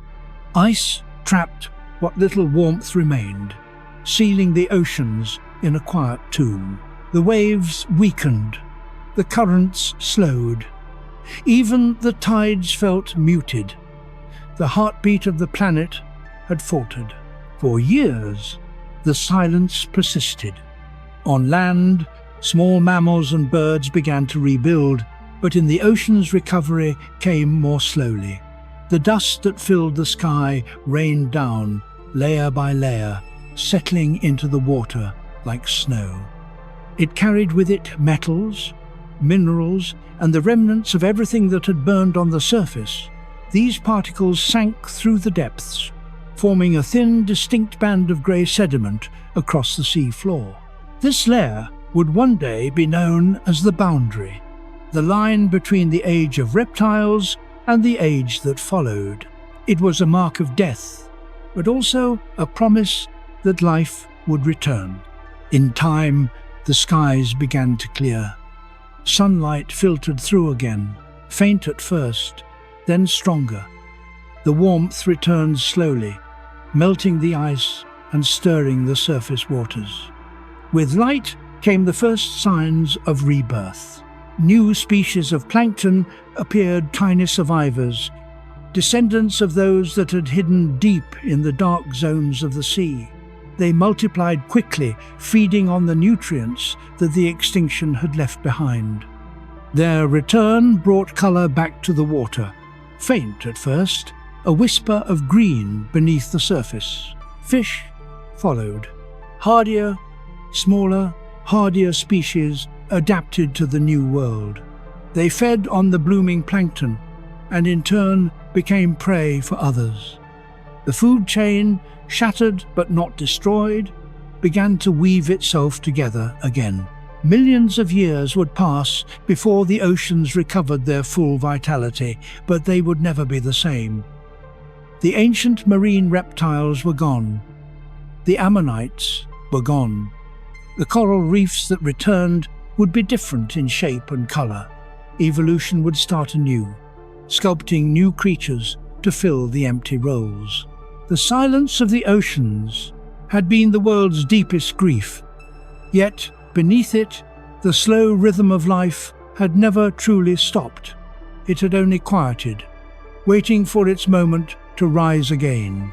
As the planet warmed and the light strengthened, the waters began to move once more. Currents returned, carrying nutrients across the globe. The sound of waves broke the stillness. The ocean breathed again. The age of dinosaurs had ended, but the ocean, the planet's oldest soul, had survived. It would outlive every extinction, every epoch, every age still to come. In its depths lay memory of fire, of silence, and of renewal. And as the earth turned toward its next beginning, the silent oceans stirred once more, ready to cradle whatever life the future would bring. The fire had faded, the oceans had gone silent, and the darkness had consumed everything. The dinosaurs, the masters of Earth, for over 100 million years, stood on the edge of their own extinction. It was not a single moment of death, but a slow unraveling of an empire that had once seemed eternal. In the beginning, some had survived the immediate impact. They had fled the fires. they had found shelter in valleys, caves, and riverbeds. The first shockwaves had not taken them, nor had the falling ash, but survival in those first hours meant little in the face of what came next. The world had changed completely. The temperature dropped every day. The air was thick with ash and toxins. The sun was hidden behind a grey sky that gave no warmth, no rhythm of day and night. Plants withered, then vanished. The animals that depended on them starved, and those that preyed on them followed soon after. The Triceratops, once the great herbivores of the plains, fell first. Their herds dwindled, their strength fading with hunger. Even in death, they stood proud, massive skeletons, half buried in the ash. Horns still pointed toward the horizon. The fields they had once grazed were gone, replaced by frozen dust. The Tyrannosaurus, the king of predators, endured longer than most. Its massive body stored fat and muscle that allowed it to survive weeks without food. But eventually, even the king could not outrun the silence. The prey had disappeared. Carrion froze solid in the cold. Its roars echoed across a world that no longer answered. In the tropics, smaller species fared no better. The raptors, quick and intelligent, hunted in the shadows of a dying forest. But their coordination, their cunning, none of it mattered when there was nothing left to hunt. They turned on each other in desperation. The survivors grew thin and weak until they, too, fell into the snow and were still. Pterosaurs, those lords of the skies, found the winds empty. The air currents they once used to glide across oceans were gone. Ash clogged their lungs. They starved as the seas beneath them froze. One by one, they dropped from the dark sky, their wings folding as they met the ground. In the oceans, the last mosasaurs and plesiosaurs drifted aimlessly, the water too cold and too acidic for the food they needed. Their massive bodies became motionless, carried by the tides until they sank to the ocean floor. Even the insects, which had outlived every catastrophe before, suffered. The cold, the acid rain, and the loss of vegetation wiped out entire species. The constant hum of life that had filled the Cretaceous world fell silent. The dinosaurs' fall was not a punishment. It was not weakness or failure. It was the consequence of chance, a random event in the cosmos that changed everything. The asteroid had not aimed for them. It had simply arrived, and the giants who had ruled the planet could not adapt to what followed. Months turned into years. The earth froze deeper. Layers of ash turned to ice. The forests that had once reached the clouds were gone, replaced by barren plains and skeletal remains. Volcanic eruptions continued to scar the landscape, filling the air with even more gas and ash. Yet, beneath the destruction, some forms of life continued to endure. Small birds, the descendants of feathered dinosaurs, hid in trees that still stood. Their feathers trapped warmth. Their small bodies required little energy. They fed on seeds and insects that survived in the soil. They were fragile, but adaptable. The traits that once set them apart now became their salvation. On the ground, mammals crept through the cold. Their warm blood and small size allowed them to live in burrows, to hibernate through the worst of the cold. They scavenged what they could, gnawing on frozen flesh, feeding on roots, seeds, and insects. In their eyes burned the same ancient light that had once driven the dinosaurs, but it was tempered by patience, by caution. By the end of the first decade after the impact, almost every large species was gone. Entire families of dinosaurs vanished from the fossil record, leaving only bones buried under layers of ash and stone. The great diversity that had filled the Cretaceous. The horned giants, the armored beasts, the long-necked titans, all gone. And yet, in this silence, the earth began to shift again. Slowly, imperceptibly, the climate started to warm. The ash and dust that had filled the atmosphere settled into the oceans, forming a thin line that would one day mark their end. The sun returned, weak but steady. The ice began to melt, feeding new rivers. The planet breathed again. But the world it exhaled into was not the same. The balance that had supported the dinosaurs was gone forever. New plants began to emerge, smaller, faster-growing species that could survive in the new climate. Ferns and shrubs covered the land. Flowers bloomed again, painting colour over the grey soil. The survivors of the cataclysm crept out from hiding. Mammals sniffed the air, cautious but curious. Birds stretched their wings, feeling the warmth return to the wind. The earth was quiet, but it was no longer dead. The fall of the dinosaurs had cleared the stage for what came next. The giants were gone, but in their absence, the seeds of new evolution had already begun to grow. Where once the thunder of footsteps had shaken the ground, there was now only the whisper of wind through young leaves. The roar of tyrants was replaced by birdsong. The world had traded grandeur for resilience, and as the sun rose over the recovering earth, its light touched the bones of those who had ruled before.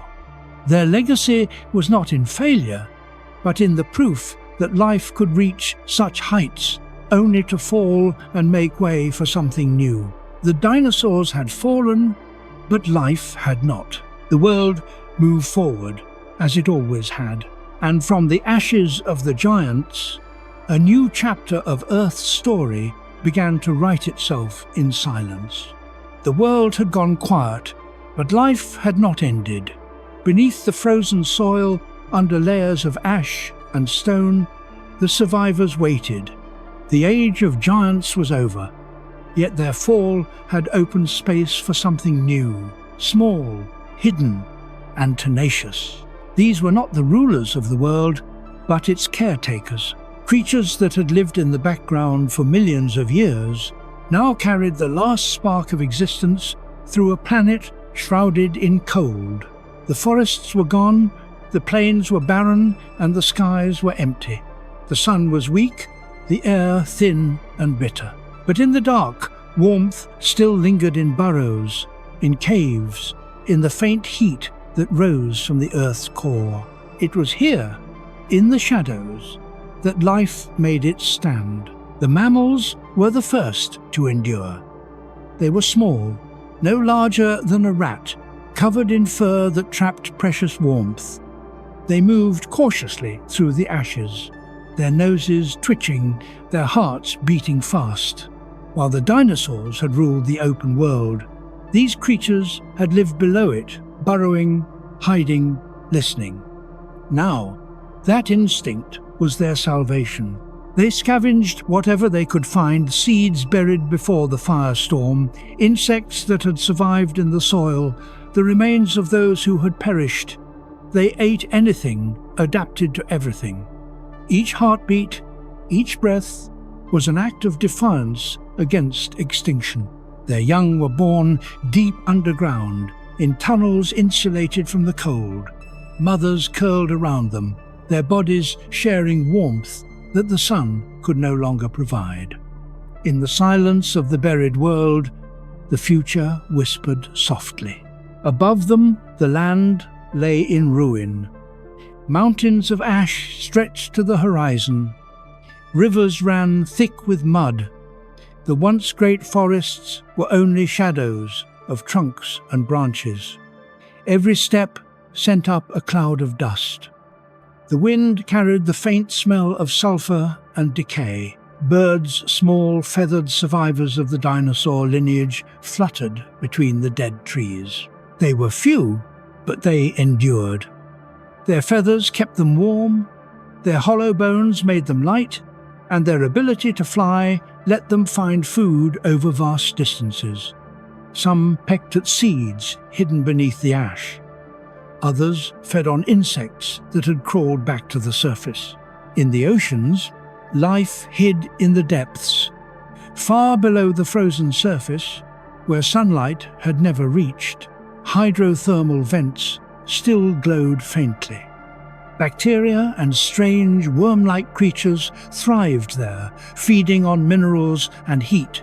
To them, the disaster above meant nothing. Their world had always been dark. The reptiles that once basked in the sun now struggled. Only the smallest and hardiest survived, those that could go months without food, those that could burrow, those that could slow their hearts until the warmth returned. Turtles hid in mud. Crocodiles drifted in cold rivers, their movements sluggish but steady. They too had seen ages come and go, and they would see more. The earth itself was transforming. The global winter that followed the impact was beginning to wane.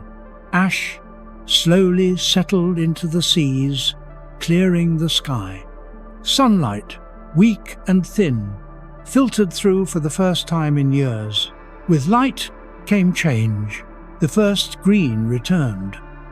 Mosses clung to the stones, ferns pushed through the ash. The colour was faint, but it was hope made visible. With every leaf that opened, the air grew richer. The balance began to shift. The small mammals emerged cautiously from their burrows. Blinking in the dim light, they sniffed the air cleaner, now softer. They dug through the grey soil to find tender shoots, and for the first time in years, they ate something fresh. Birds followed, soaring above the blackened valleys. They built nests among the ruins, their songs thin but defiant. Each sound carried through the still air, a fragile declaration that the world was alive again. Insects returned in clouds. Beetles, flies, ants, all of them feeding on the new plants and the remains of the old world.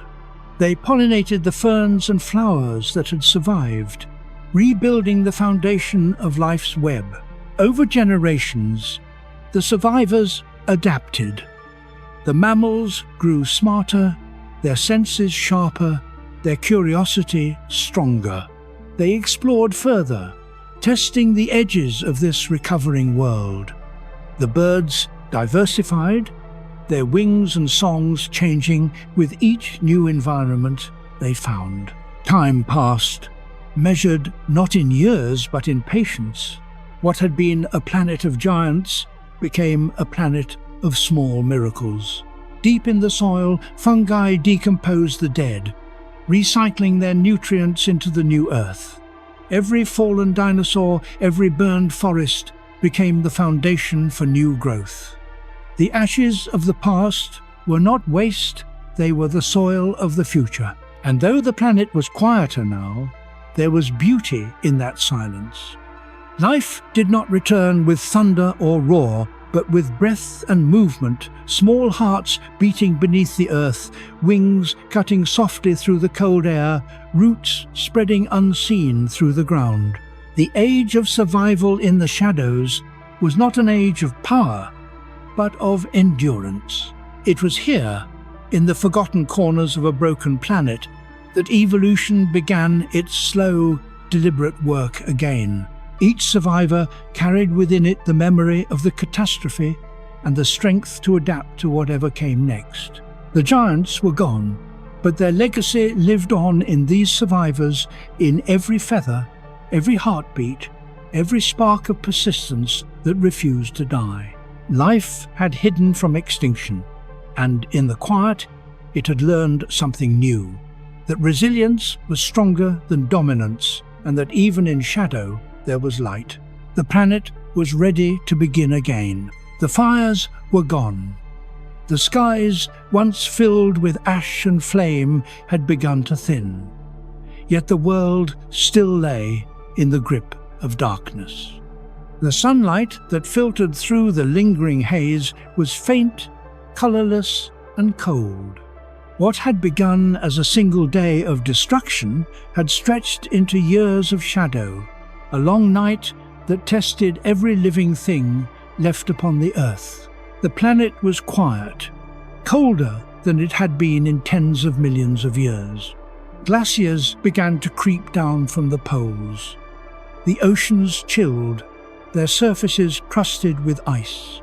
Even the air itself seemed still, as though the world had forgotten how to breathe. The long night was a time of waiting for warmth, for light, for balance to return. Those who had survived the fires now faced a slower, crueler challenge: endurance. On land, the remnants of life clung to the edges of existence. The small mammals that had survived in burrows emerged only when they had to. The ground above them was frozen hard as stone, and food was scarce. They gnawed on roots, seeds, and anything left from the age that had ended. Their world was one of instinct, no longer ruled by the strength of giants, but by the patience of the small. Birds, descendants of the dinosaurs that had once filled the skies, were among the few creatures that could still move freely between what was left of the ecosystems. They foraged for insects in the ash, scavenged seeds buried under snow, and migrated toward the faint warmth that lingered near the equator. Their feathers, evolved from the scales of their ancestors, became insulation against the cold, a perfect armor for survival in a frozen age. The forests that had once blanketed continents were gone.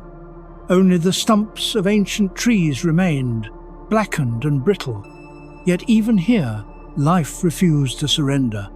Beneath the surface, the seeds of ferns and early flowering plants waited, dormant but alive.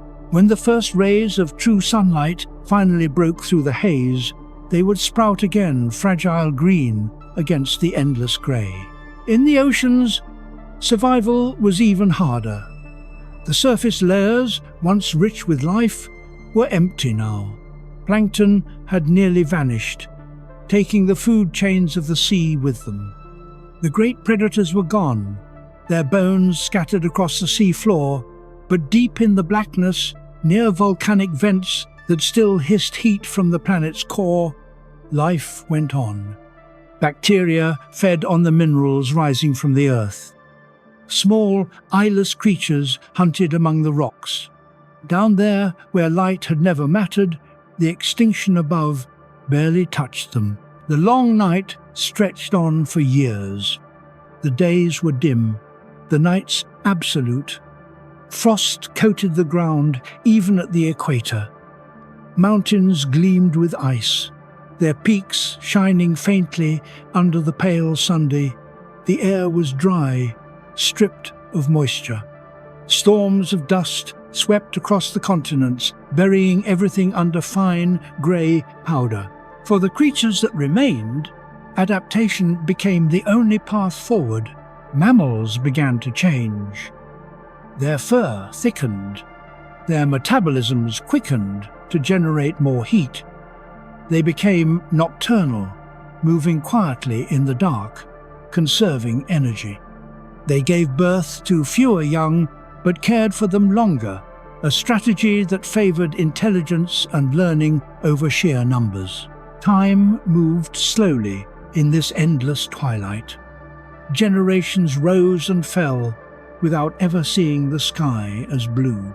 Yet the earth, even in its cold silence, was not dead. Deep beneath the frozen soil, magma still flowed, volcanoes still rumbled, their eruptions brief but vital. Each burst of ash and gas carried minerals that would one day enrich the recovering land. The very forces that had once destroyed the world now prepared it for rebirth. After a decade, the skies began to shift. the thickest layers of soot started to fall, settling into the oceans and land. Rain returned, at first acidic and poisonous, but later clean. With the rain came sound again, the soft patter of droplets, the rush of water over stone. Rivers, long frozen, began to flow. The glaciers melted, and the temperature rose by slow degrees. In the forests, seeds that had waited in silence began to stir. Ferns unfurled delicate fronds. Mosses crept over the blackened soil. In time, the first trees returned, their roots pushing through the ash, their leaves lifting toward the faint light. The long night was ending. Animals emerged cautiously from their shelters. Mammals scurried through the undergrowth, searching for insects and shoots. Birds nested in the returning greenery, their songs thin but steady. Life had survived its trial by fire, and now it was learning to breathe again. The world that greeted the dawn was not the same one that had fallen into darkness. The dinosaurs were gone. Their bones lay beneath the new soil, buried by time and memory. But their descendants lived on in the skies, in the beating hearts of the birds that carried their legacy forward. The mammals, too, were ready to rise. They had inherited a quieter earth, a world without thunder or roar. Their small footsteps were soft, their eyes bright. They explored the land with curiosity, driven by the same force that had always guided life, the need to continue. As the centuries passed, the forests grew thick again. The air warmed, the seas refilled with colour, and the cycle of life rebuilt itself from the ruins. The long night became a distant memory, a story written in stone and fossil. The planet had endured the worst catastrophe in its history and emerged alive. The scars remained the crater at Yucatan, the thin layer of iridium marking the boundary of extinction, but above them the light of a new age spread across the horizon. The long night was over, and from its endless dark, the Earth awoke to a dawn unlike any before, a world free of giants, yet full of promise. The age of mammals had begun. The long night had ended, but the Earth still trembled from what it had endured. The planet was scarred, reshaped, and silent. Yet beneath the devastation, something extraordinary was beginning to happen. From the ashes of extinction, life stirred again. It began quietly, almost invisibly. In the soft grey soil that had once been ash, tiny green shoots appeared. Ferns were the first pioneers of rebirth. Their spores had waited through years of cold and darkness, sleeping beneath the frozen crust. When the sunlight returned, faint but steady, they woke. Delicate fronds uncurled toward the dim light, drinking in the warmth. Within decades, what had been a wasteland began to show hints of colour. Mosses spread across the blackened stones, softening the scars of fire. The air, once thick with dust, carried the faint scent of growth. Rain fell clean for the first time in years, washing toxins into the oceans, where they settled harmlessly into the depths. The forests were gone, but the framework of life was rebuilding. The ferns spread quickly, covering the plains in green carpets, where water pooled, reeds and small plants took root. Each leaf that broke the surface of the soil pulled carbon from the air, cooling the planet further and making it breathable again. Insects returned next. Their eggs, buried deep during the catastrophe, hatched in the warming earth. Beetles, flies, and dragonflies filled the air once more. They pollinated the new plants, carried nutrients through the ecosystem, and became food for the survivors who had waited underground. Mammals emerged cautiously from their burrows, and the world they entered was colder, emptier, but full of opportunity. With the dinosaurs gone, there were no more giant predators to fear. They explored the open landscapes, scavenging seeds, roots, and insects. Their fur protected them from the chill. Their intelligence guided them through uncertainty. They were creatures of instinct, but also curiosity. They learned to dig, to climb, to hunt together. They nursed their young with care and memory traits that would shape the future of the planet more than size or strength ever could. The birds, descendants of the dinosaurs, filled the sky with fragile beauty. Their wings carried them over the recovering forests and streams. Their calls echoed across valleys that had not known sound for years. They nested in the branches of the first trees, their feathers catching the sunlight. Each song, each heartbeat, was a small defiance against extinction. The oceans, too, began to breathe again. As the skies cleared, sunlight reached the surface once more. Plankton bloomed in great numbers, feeding fish that had survived in the depths. Coral reefs, reduced to rubble by the acid rain, began to grow again, their skeletons forming from the minerals still swirling in the warm seas. New species began to emerge, small, adaptable, fast to reproduce. Evolution was accelerating, filling every empty niche left behind by the dinosaurs.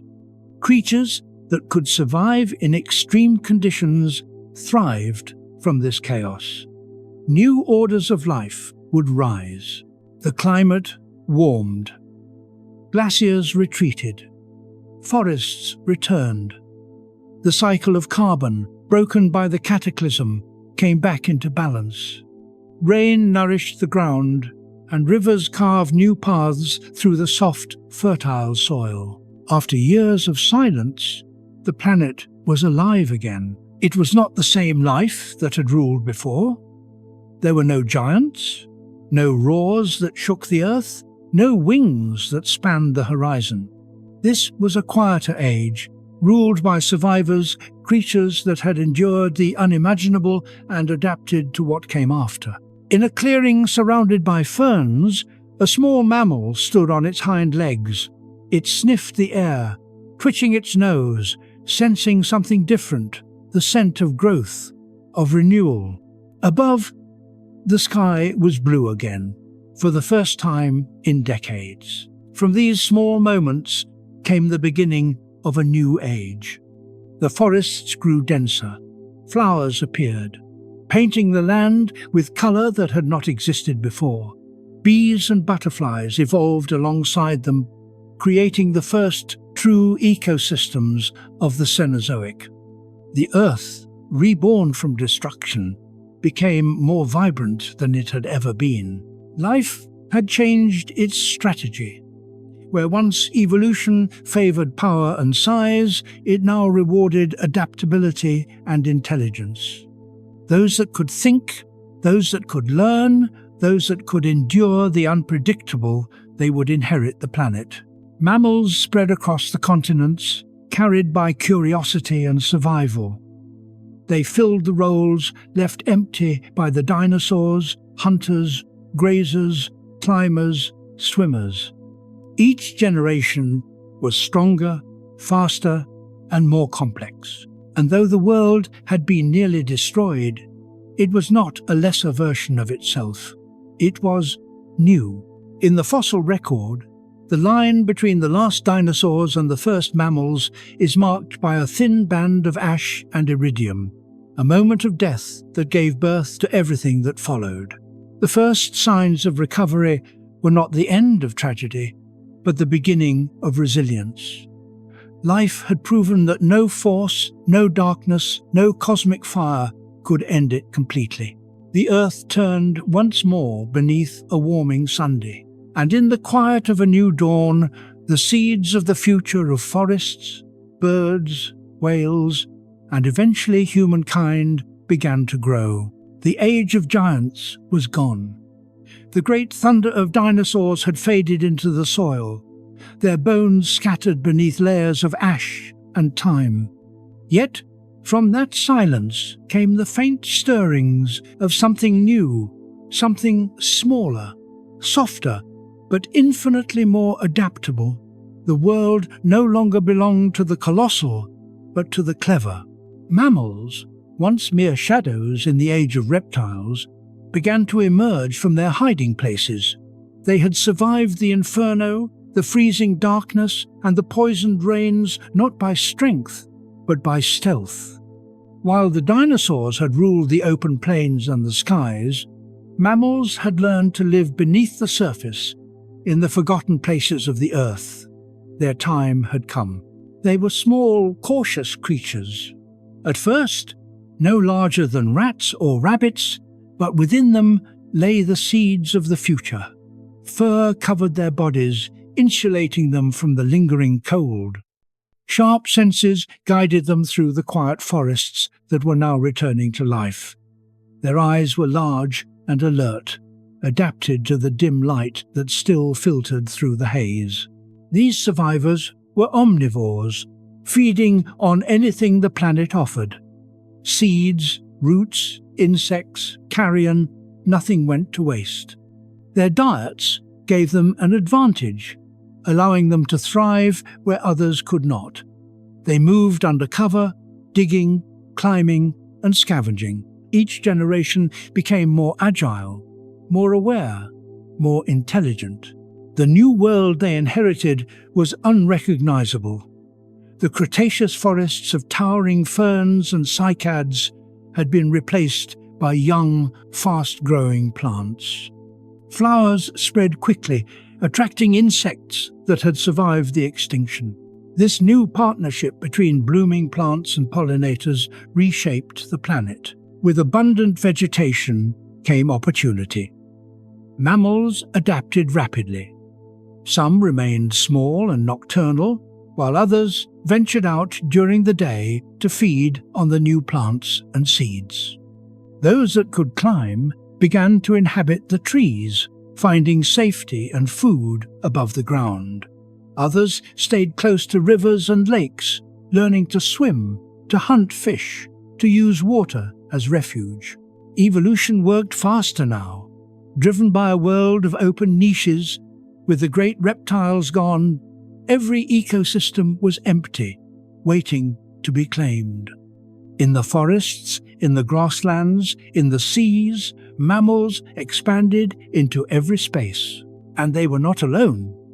Birds, the last living descendants of the dinosaurs, shared the skies above them. They, too, flourished in the new age, their songs filling the air where once there had been silence. The world was no longer ruled by giants, but by creatures that could fly, run, and think. Over millions of years, the shapes of mammals began to change. Some grew larger, adapting to the safety of abundant food and fewer predators. Others specialized sharp-toothed hunters, swift runners, and agile climbers. Those that lived in colder regions developed thicker fur and the ability to store fat through harsh seasons. Intelligence became a weapon more powerful than claws or teeth. Mammals learned to remember, to solve, to adapt with purpose rather than instinct. Their brains expanded, their behaviors grew more complex. They nursed their young longer, teaching them not just how to survive, but how to learn. In the oceans, the transformation was just as profound. Small mammals that had ventured into coastal waters began to evolve new forms. Their limbs flattened into paddles, their bodies became streamlined. Over millions of years, they would give rise to whales, gentle giants, born from survivors of the smallest kind. The earth, once a realm of thunder and shadow, now hummed with quiet life. Forests thickened, rivers meandered, and the sky turned a clear, endless blue. The planet had healed, and through it all, mammals thrived. They multiplied, spreading across every continent, each adapting to the land it found. Marsupials flourished in isolated regions. Hoofed grazers began to evolve in open plains. Predators learned to stalk, to chase, to kill with precision. In time, they became the architects of the new balance. The reign of reptiles had lasted for over 160 million years, but the mammals were building a future that would last even longer. Their success was not measured in dominance, but in resilience. Where dinosaurs had relied on stability, mammals relied on change. The more the planet shifted, the more they adapted. Volcanoes erupted, climates shifted, seas rose and fell, but mammals endured. They migrated, evolved, and diversified. Their small size allowed them to survive scarcity. Their warmth allowed them to survive the cold. In this new world, intelligence became the key to power. The first primates appeared small, tree-dwelling creatures with grasping hands and forward-facing eyes.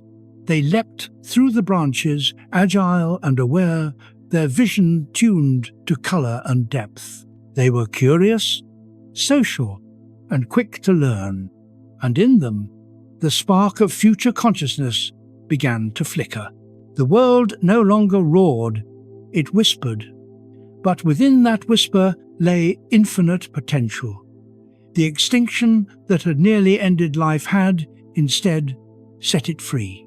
And as the sun rose over a planet reborn, the descendants of survivors, the mammals, looked toward the horizon with bright, intelligent eyes. Their age had begun, not in conquest, but in persistence. From the ashes of the giants, they had inherited the earth. And though they could not know it yet, one branch of their kind would one day look back at this moment, the dawn of their era, and understand how close the world had come to silence, and how fragile, how beautiful its survival truly was. Though the great reptiles had vanished, not all of their bloodlines were lost to fire and darkness. Some had carried the flame of survival through the long night, their lineage soaring above the silence.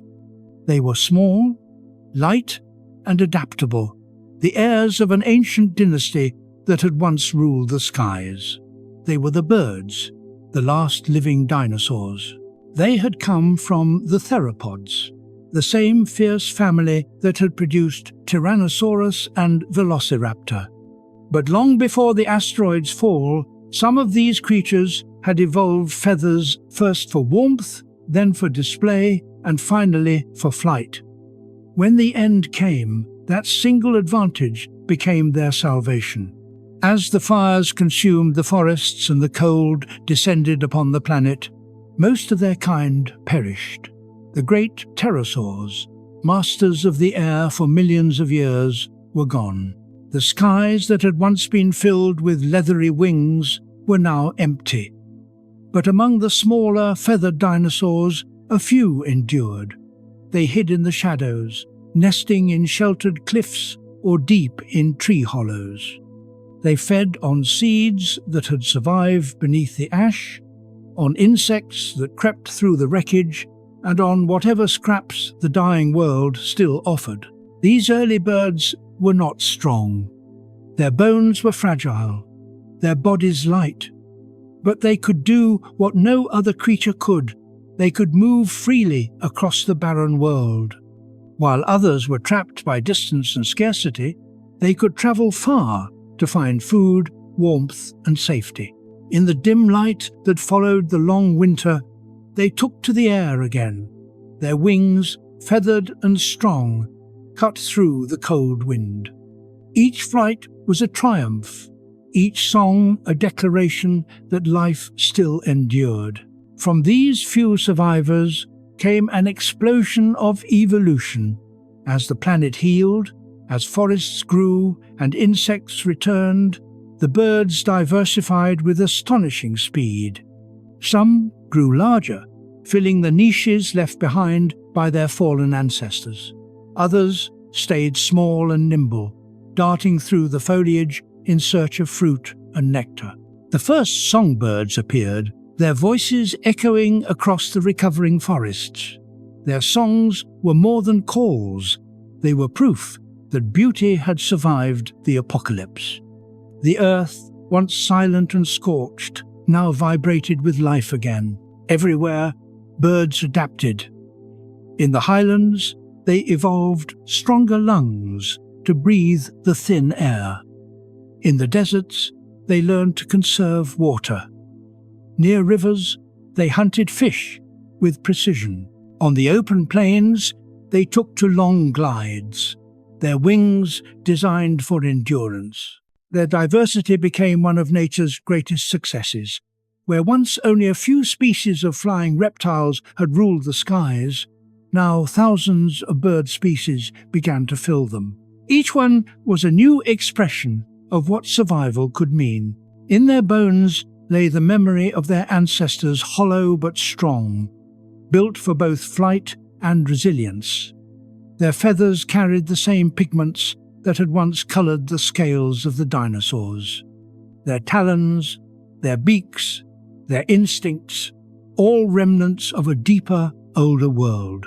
When they perched upon the blackened trees of the new earth, they stood as living monuments to what had been lost. Their presence connected two worlds, the one before and the one after. While the mammals reshaped the land below, the birds claimed the sky. They became the pollinators, the seed carriers, the architects of renewal. The forests that grew across the planet owed their spread to them. Each fruit eaten, each seed dropped in flight, rebuilt the green fabric of the world. And yet, they were more than survivors. They were evolution's triumph. Through them, the story of the dinosaurs never truly ended. The same fierce intelligence, the same balance of grace and power that had once belonged to creatures like Deinonychus or Troodon, now glimmered in the eyes of a hawk, the flight of an eagle, the patience of an owl. As millennia passed, birds became symbols of the Earth's recovery. From the smallest hummingbird to the mighty condor, each was a living echo of the age that came before. In the early mornings of the Cenozoic, mist rose from the rivers and forests. Through it came the sound of wings, soft, rhythmic, eternal. The air shimmered with life once more. If one could have stood there and watched the first sunrise of that new age, they would have seen it a flock rising from the trees, wings catching the light, their calls carrying across the valley. And in that moment, the world was no longer haunted by silence. The birds were proof that extinction was not absolute, that life could transform itself and continue. They were the bridge between past and future, between the thunder of the giants and the quiet persistence of what came after. Millions of years later, humans would look to them for inspiration. Their flight would symbolize freedom, and their songs would fill the hearts of civilizations. But long before that, before memory and meaning, they were simply survivors, fragile, determined, and unstoppable. In the end, the birds were not merely remnants of the dinosaurs. They were their continuation, the final breath of the age that had shaped the world, still moving through the sky. And as they soared over forests reborn, over oceans alive again, their shadows swept across the ground like ghosts of the giants that had once ruled there. The age of dinosaurs had ended, but the age of flight, born from their ashes, had just begun. The planet was still healing. Millions of years had passed since the asteroid's impact, yet the Earth still carried the scars of the cataclysm that had ended the age of dinosaurs. The crater at Yucatan had softened beneath layers of sediment, but its mark was forever etched into the crust. The thin line of iridium-rich clay that circled the globe became the boundary between two worlds, one of giants and one of survivors. The air was clearer now, the light warmer. Forests stretched again across continents that had once been scorched bare. Rivers carved new valleys through the ash, and mountains rose where the crust had buckled during the chaos. Volcanoes still smoked in the distance, reminders of the Earth's restless heart, but their eruptions now gave more than they took, feeding the soil with minerals that nourished the returning green. The world was alive again, but it was not the same. This new Earth was faster, quieter, and infinitely more complex. Ferns and mosses still thrived, but flowering plants had taken hold. They were the architects of this new age. Their colors drew insects, their nectar fed birds, their seeds spread quickly with the help of mammals. Meadows replaced ancient swamps. Jungles grew dense and rich. The planet was transforming into something even more diverse than before the fall. The air hummed with activity. Bees buzzed among blossoms, butterflies danced in the sunlight, and birds filled the skies with calls that echoed across the land. What had once been the era of reptilian thunder was now a world of songs and motion. The mammals, too, had multiplied and spread. They filled every niche left behind by the giants creeping through forests, swimming in rivers, digging into the soil, and running across open plains. Some evolved into predators with sharp teeth and keen eyes, others became grazers, their bodies built for endurance and balance. Life had become smaller, but faster. It had traded might for adaptability. On this new Earth, intelligence had begun to matter more than size. The mammals' complex social structures, memory, and learning shaped their success. They were not yet dominant, but the seeds of future civilizations lay hidden in their survival instincts. The climate of the planet stabilized. Where once the Earth had swung between extremes of heat and cold, now it settled into rhythm. Seasons returned. Rain nourished the forests, and snow blanketed the mountains. From pole to pole, the world pulsed with life again. In the seas, the silence had broken as well. Plankton bloomed in vast, swirling currents. Coral reefs flourished once more, their intricate towers home to fish of every colour. Marine mammals, descendants of creatures that had once scurried on land, now glided through the depths. Whales and dolphins, born of land dwellers, sang songs that travelled for miles beneath the waves. Evolution had rewritten the script of life. The balance of power that had once favoured the monstrous and the mighty now favoured the adaptable and the intelligent. The Earth's ecosystems became webs of interaction, where the smallest creatures could determine the fate of the largest. No longer was dominance about size, it was about harmony. Volcanic islands rose from the sea, bare and black at first. Within years, seeds carried by wind and birds began to sprout. Ferns rooted in the cracks, followed by grasses, shrubs, and finally trees.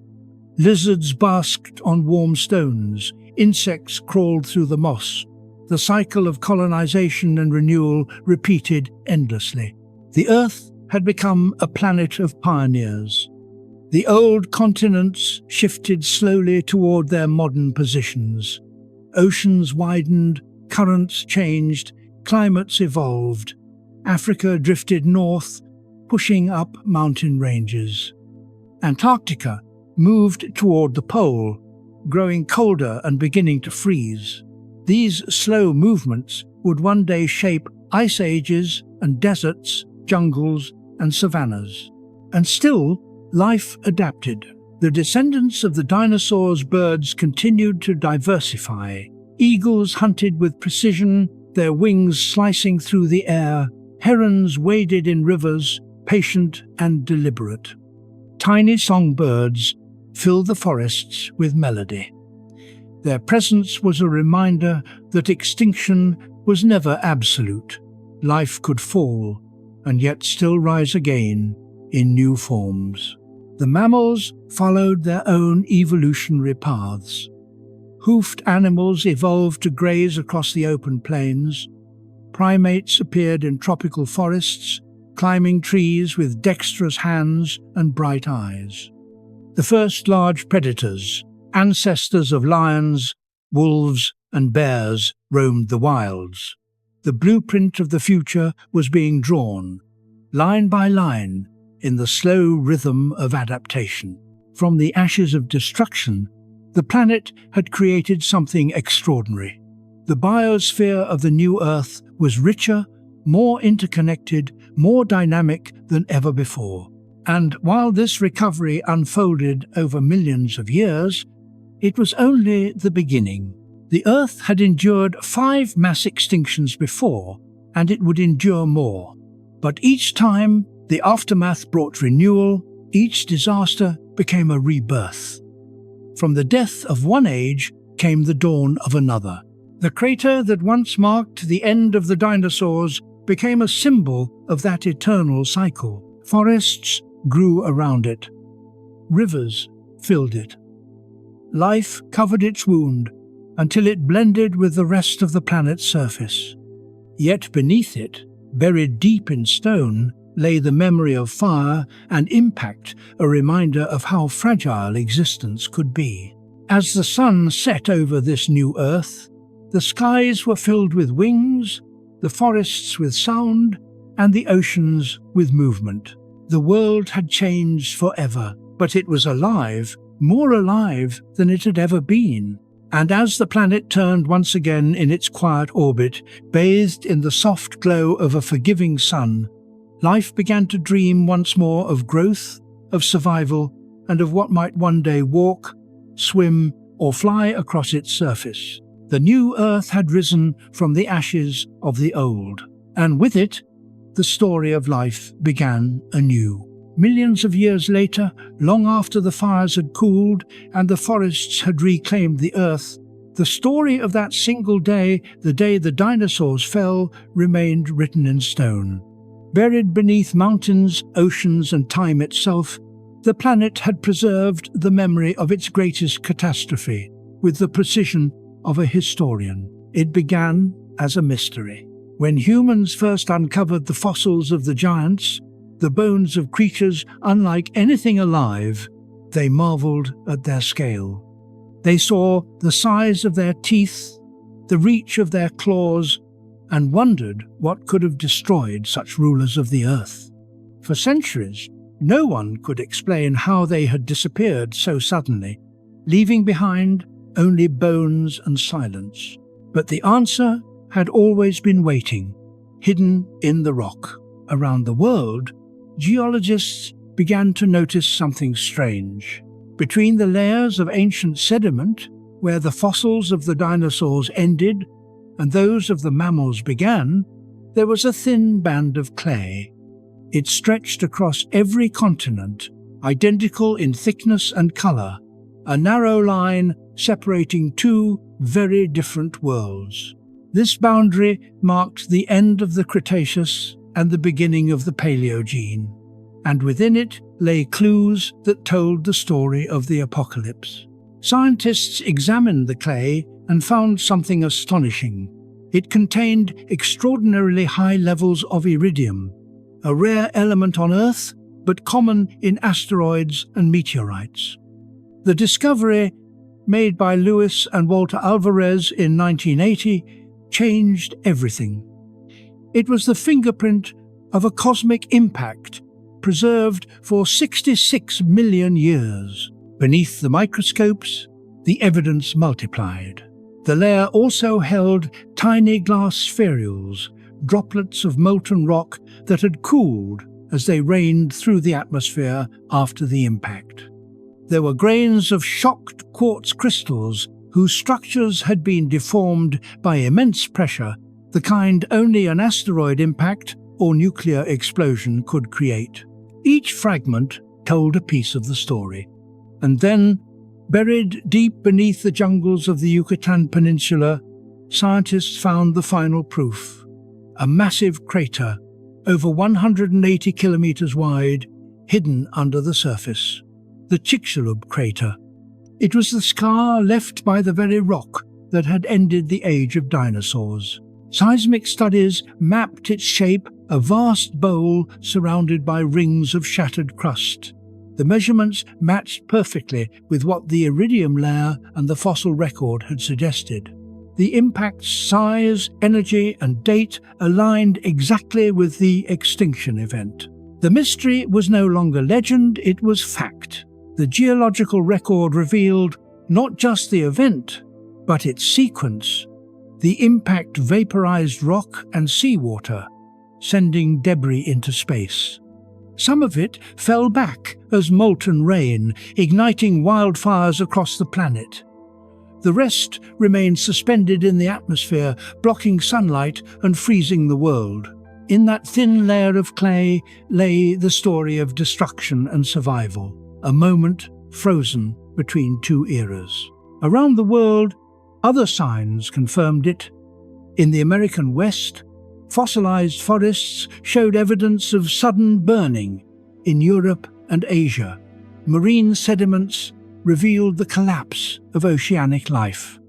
In Antarctica, even in its frozen wastes, the same iridium layer could be found. The planet itself had recorded the day it nearly died. Scientists traced the fallout across continents, reconstructing the timeline. Within hours of impact, global fires had begun. Within days, temperatures plummeted. Within months, the food chain collapsed. And within a few years, 3/4 of all species on Earth were gone. Yet, in the layers above the clay, the story continued. Fossils of ferns appeared first, marking the fern spike, the earliest sign of plant life returning after the devastation. Above them came insects, small reptiles, and mammals. Evolution had resumed almost immediately, working from the ashes of extinction. The rocks had remembered everything. From them, humans pieced together a vision of what had happened. An asteroid the size of a mountain striking the Earth with the power of billions of atomic bombs. An impact so immense, it changed the planet's climate, its ecosystems, and its very trajectory. The geological evidence also revealed something profound, that this was not the first time such destruction had happened, nor would it be the last. The Earth had endured at least 5 mass extinctions before, each recorded in layers of stone. The difference was that this one had paved the way for the rise of mammals, for the eventual evolution of human beings, the very species now studying the scars left behind. To hold a piece of the iridium layer in hand was to touch the remains of a moment that had rewritten the story of life. Scientists found that the crater's rim, fractured and melted, contained minerals that had formed under unimaginable heat and pressure. Some of these rocks had been thrown into orbit before falling back to Earth. The boundary between atmosphere and space was scarred with the memory of that explosion. Everywhere, the evidence pointed to the same conclusion. Life on Earth had nearly ended, and yet it had begun anew. From the ashes of the dinosaurs, mammals rose. From the silence of extinction came birdsong. And from the scattered bones of the past, humans would one day stand and uncover the truth.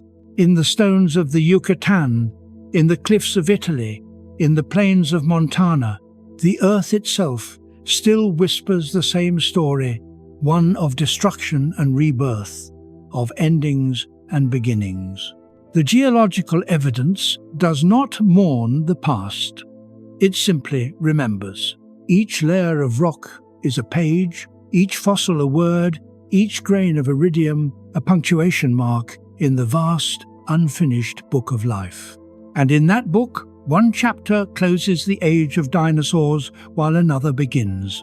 the rise of those who would someday read its story and finally understand the power of a single moment in time. When the dust of extinction finally settled and the skies cleared, the earth belonged to new rulers. Not the towering giants of the past, but the small, the clever, and the adaptable. The age of reptiles had ended. The age of mammals had begun. It started in the shadows, as it always had. Those early survivors, tiny, warm-blooded creatures that had once hidden from the dinosaurs, now emerged into a world without predators larger than themselves. The forests were still young, the air still cool, and the ecosystems fragile. Yet in that fragile balance, mammals found endless opportunity. They were small, but their strength was not in size. It was in diversity. They could eat almost anything, live almost anywhere, and adapt to change faster than any species before them. Some dug into the earth. Others took to the trees. Some swam in rivers, while others ran across the plains. Their evolution was a silent revolution, a gradual reshaping of the planet's living world. As centuries turned to millennia, and millennia to millions of years, their forms began to change. The earliest mammals were insectivores and scavengers, feeding on what little the recovering world provided. But as plants flourished and insects multiplied, mammals began to specialize. One lineage evolved into the first hoofed animals, grazing across the open plains that replaced the old fern forests. Another took to the water, developing webbed feet and dense fur, precursors to future whales and seals. Still others stayed in the trees, their hands evolving dexterity, their eyes adjusting for depth, the ancestors of primates. With each generation, the mammals grew bolder. The world they inhabited was dynamic, shifting constantly as climates changed and continents drifted. Where the dinosaurs had once dominated by stability, mammals thrived in motion. They adapted not to one world, but to many. The planet itself was transforming. Continents continued to separate, mountains rose, and the oceans found their modern shapes. New ecosystems formed jungles thick with vines, grasslands stretching to the horizon, icy tundras where few could survive. Mammals colonized them all. Their success was not measured in dominance, but in endurance. They could regulate their own body temperature, giving them freedom from the sun's mercy. They cared for their young, ensuring survival across generations. They learned quickly, using memory, cooperation, and curiosity as tools of evolution. In this new age, intelligence began to matter more than brute strength. Predators hunted not only with teeth and claws, but with strategy and patience. Herbivores evolved herding behavior, protecting each other against danger. Communication, sound, gesture, scent became a new form of power, and the world itself responded. Forests grew denser, flowers bloomed in greater numbers. The air filled with the songs of birds and the calls of mammals. The cycle of life, broken once by fire and shadow, now pulsed stronger than ever. Millions of years passed. The great mammals rose, titanotheras with their massive horns, the armored glyptodons, the mammoths that roamed the frozen plains. Predators like saber-toothed cats stalked the grasslands. Their fangs gleaming in the Sunday whales, the size of buildings swam through the oceans, descended from creatures that had once walked on land. The planet had rebuilt itself into a masterpiece of motion and diversity, and among the branches of ancient forests, a small lineage of primates watched, learned, and waited. They were different, curious, social, and clever. Their hands could grasp not only branches, but ideas. Their eyes perceived more than movement. They saw patterns, connections, meaning. The dawn of human intelligence was still millions of years away, but the foundation had been laid. Evolution was moving with purpose again, sculpting the minds that would one day look back and ask how this all began. The mammals had inherited the earth, but they did not simply repeat what the dinosaurs had done. Where the giants had ruled through power, the mammals ruled through cooperation, adaptability, and mind. As time passed, climates changed again. Ice ages came and went, reshaping the land and driving migration. Some species perished, others adapted, but the balance held. Life no longer teetered on the edge of collapse. It danced on the rhythm of change. The Earth had learned resilience. In the fossil record, this new era was clear. The bones of dinosaurs faded, replaced by the skeletons of wolves, elephants, horses, and primates. The once empty spaces of extinction were filled with abundance again. The age of mammals was not an age of dominance alone. It was an age of renewal. From the smallest mouse to the mightiest whale, every creature carried within it the legacy of survival, a testament to what life could endure. And as the sun rose over this reawakened world, the earth glowed once more with movement and sound. The forests whispered with life. Rivers sang through the valleys. The oceans glittered with silver shoals. The fire that had once nearly ended everything had instead forged something greater. A planet more intelligent, more connected, and more alive than ever before. The age of mammals was not just a new chapter in Earth's story. It was the beginning of a future still being written, one that would lead, one day, to the rise of the only creature capable of remembering it all.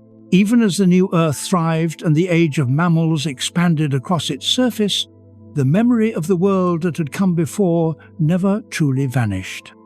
It lingered in the stone, in the genes of the survivors, and in the faint shapes of mountains and coastlines that had once borne the weight of giants.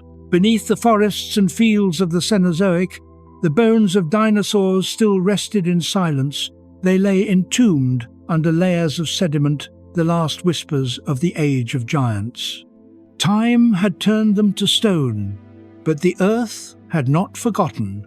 Every river that carved through ancient rock revealed a glimpse of the past. The curved ribs of a triceratops, the serrated teeth of a tyrannosaurus, the delicate imprint of a feathered wing, all spoke of a time when life had been larger, louder, and unchallenged. Each fossil was a story, frozen in the language of geology. The world had changed, but its memory was written in every layer of its crust. The very soil that fed the roots of the new forests was made from the ash of the old. The minerals that flowed through the veins of mammals once belonged to the bones of dinosaurs. The cycle of life was not a straight line, but a spiral creation born again from destruction. The echoes of the fallen world were not only physical, they lived on in behavior, in instinct, in the patterns of life that had survived extinction. Birds, the last of the dinosaurs, still hunted, still migrated, still danced in courtship displays inherited from their ancient ancestors.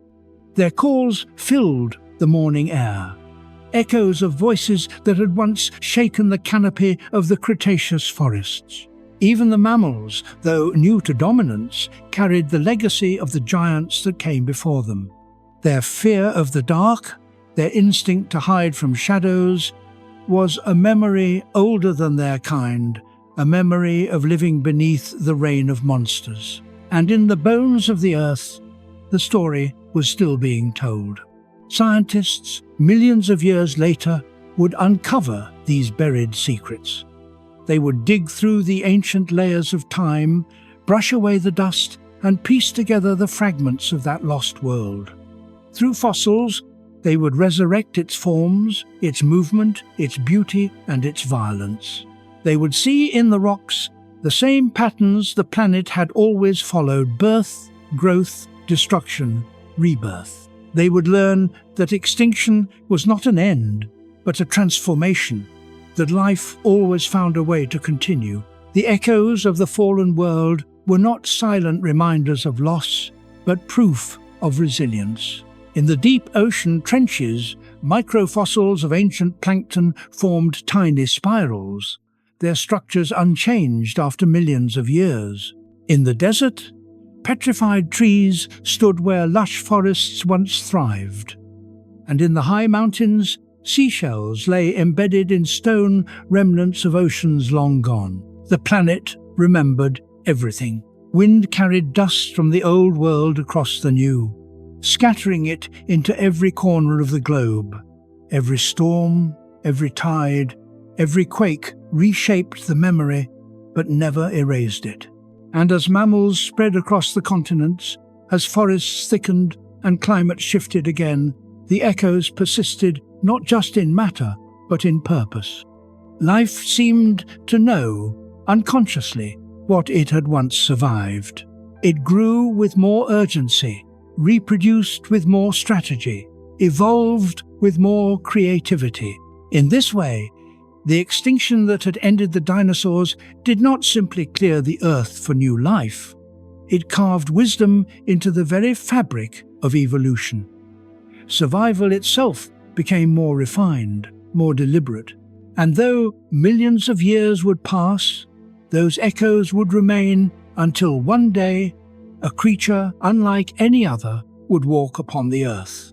A creature that would learn to read the stones, to study the fossils, to imagine the giants that came before. A creature that would look up at the stars and realize that extinction had come not from within the Earth, but from the heavens. And in that moment of understanding, the echoes of the fallen world would finally speak. They would remind humanity that every world, no matter how strong, how vast, how glorious, can fall. But they would also whisper something deeper, something eternal, that every ending carries the seed of a beginning. The age of mammals might have inherited the Earth, but the shadow of the age of dinosaurs would forever lie beneath it, not as a curse, but as a foundation. In every heartbeat, in every wing beat, in every seed carried by the wind, the ancient world lived on. Its thunder had faded, but its echo still rolled quietly beneath the surface of time. The planet turned slowly beneath a sky that had long forgotten the fires. The chaos that had once erased the giants was now only a whisper in stone. 66 million years had passed since the day the asteroid fell, and in that time the Earth had remade itself again and again. Mountains had risen and crumbled, oceans had shifted their tides, and life, that ancient, unstoppable force, had found new shapes to inhabit. The world that once belonged to dinosaurs now pulsed with new rhythms, but the echoes of their age still lingered, woven into the bones of everything that came after. The air was alive again. Winds carried the scent of forests that stretched from horizon to horizon. Rivers wound like silver veins across the continents, feeding lakes that mirrored the clouds above. Grass, a plant unknown to the dinosaurs, now covered the plains, swaying like a living sea under the sunlight. This was a new kind of Earth, a faster, more adaptable planet, and it was beautiful. In these endless fields, herds of mammals moved in quiet coordination. Their hooves beat against the ground, marking the passage of a different age. Great shapes, elephants, rhinos, antelope, bison grazed where once the triceratops had fed. Predators, lean and intelligent, stalked the shadows. Wolves, lions, and bears had taken the place of tyrants. Their roars were smaller, but their strategies sharper. The age of intelligence had begun to overtake the age of strength. In the forests, primates leapt through the branches, their hands and minds evolving in tandem. They were not the rulers of this world yet, but something within them was changing. Curiosity had become as important as survival. They looked at the world not only as a place to live, but as a place to understand. And in that spark, that small act of wondering, the Earth's future was quietly being written. The dinosaurs were gone, yet their presence remained everywhere. Birds carried their lineage across the sky. The crocodiles still haunted the rivers, unchanged since the Cretaceous. Even the colours of the forests were painted by plants that had once grown under the shadow of giants. Extinction had not erased them completely, it had transformed them. Life had learned something from that day of fire, an invisible lesson written into its code. Evolution itself had shifted. Species that survived the catastrophe passed on not only their genes, but their endurance. Adaptability became the new law of existence. The creatures that thrived were not the largest or the fiercest, but the ones that could bend without breaking. The planet itself bore the memory of impact. Beneath layers of soil and ocean, the scar of Chicxulub still remained, vast and silent. From space, its outline was invisible, but deep within the Earth's crust, its shape could still be traced, a ringed wound in the rock. It was the fossil of a moment, a monument to destruction that had given birth to everything alive today. In time, the descendants of those small mammals would come to uncover it. They would walk on two legs, build tools, and look at the ground beneath them with wonder. They would find bones of creatures long gone and wonder how such power could vanish. They would study the rocks and uncover the thin, dark layer of iridium rich with dust from beyond the stars. They would call it a boundary, a dividing line between what was and what came after. And for the first time, life would become aware of its own fragility. Millions of years after the impact, the Earth had become a planet of patterns and intelligence. Ecosystems grew more complex, and the balance of nature became a delicate web of cause and effect. Every species depended on another.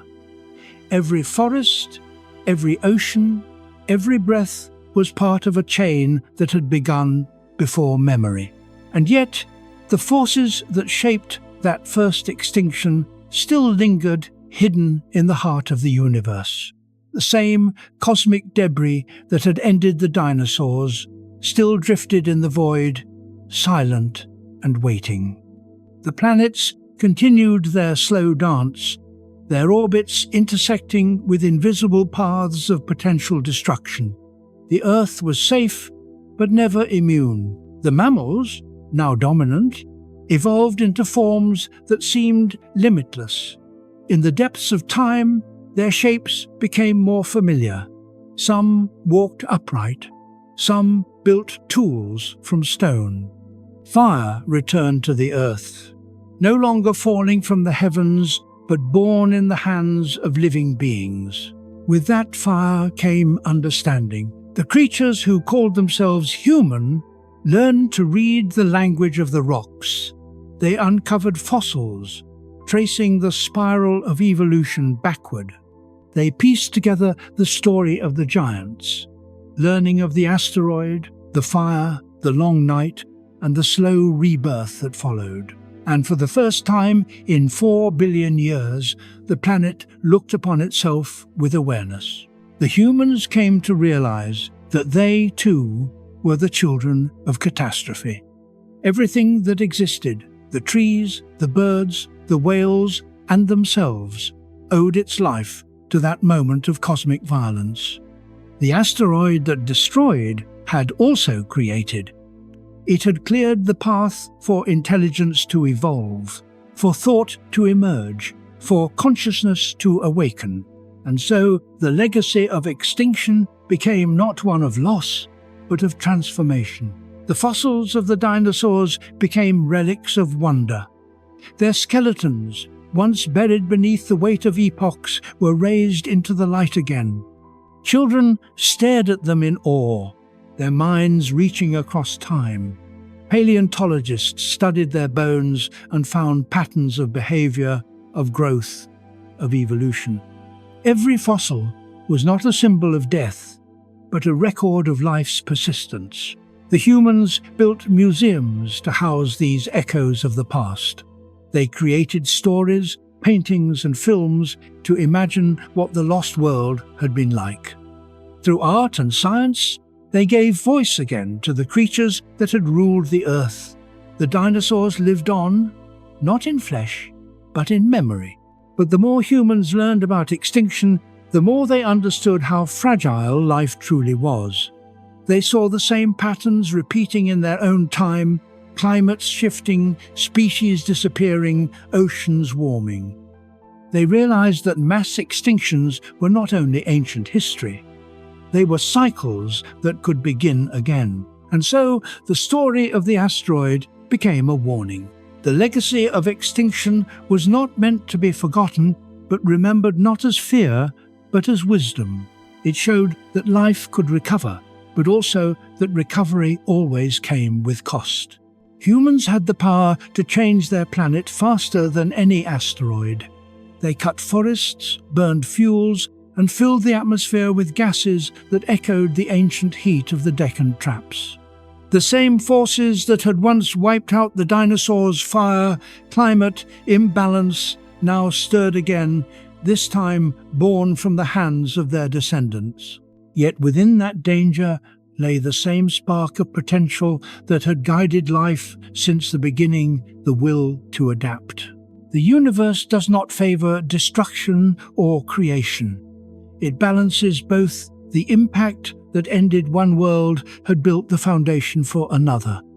And perhaps someday, even humanity's choices, their failures, their triumphs, would become another chapter in the planet's endless story of rebirth. The crater remained, hidden beneath the jungles of Mexico, silent but eternal.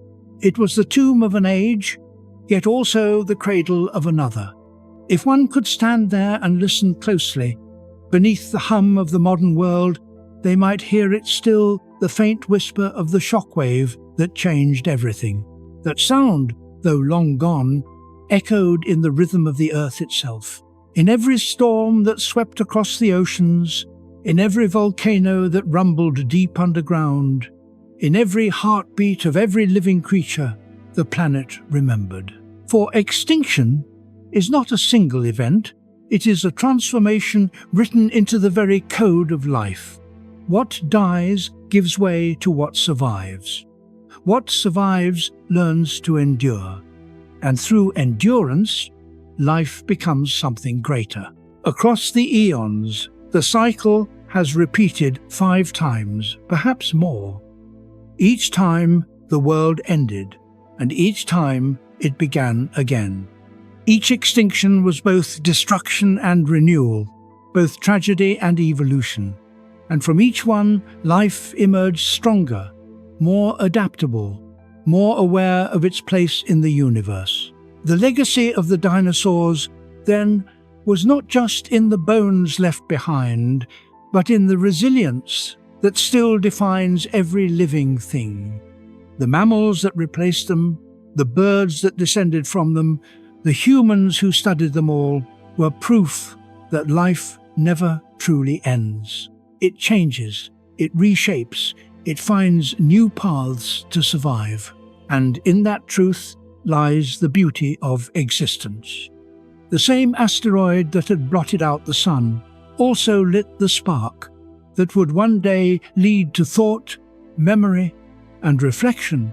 From chaos came consciousness. From destruction came meaning. The giants that fell did not vanish. They became the foundation upon which everything after them was built.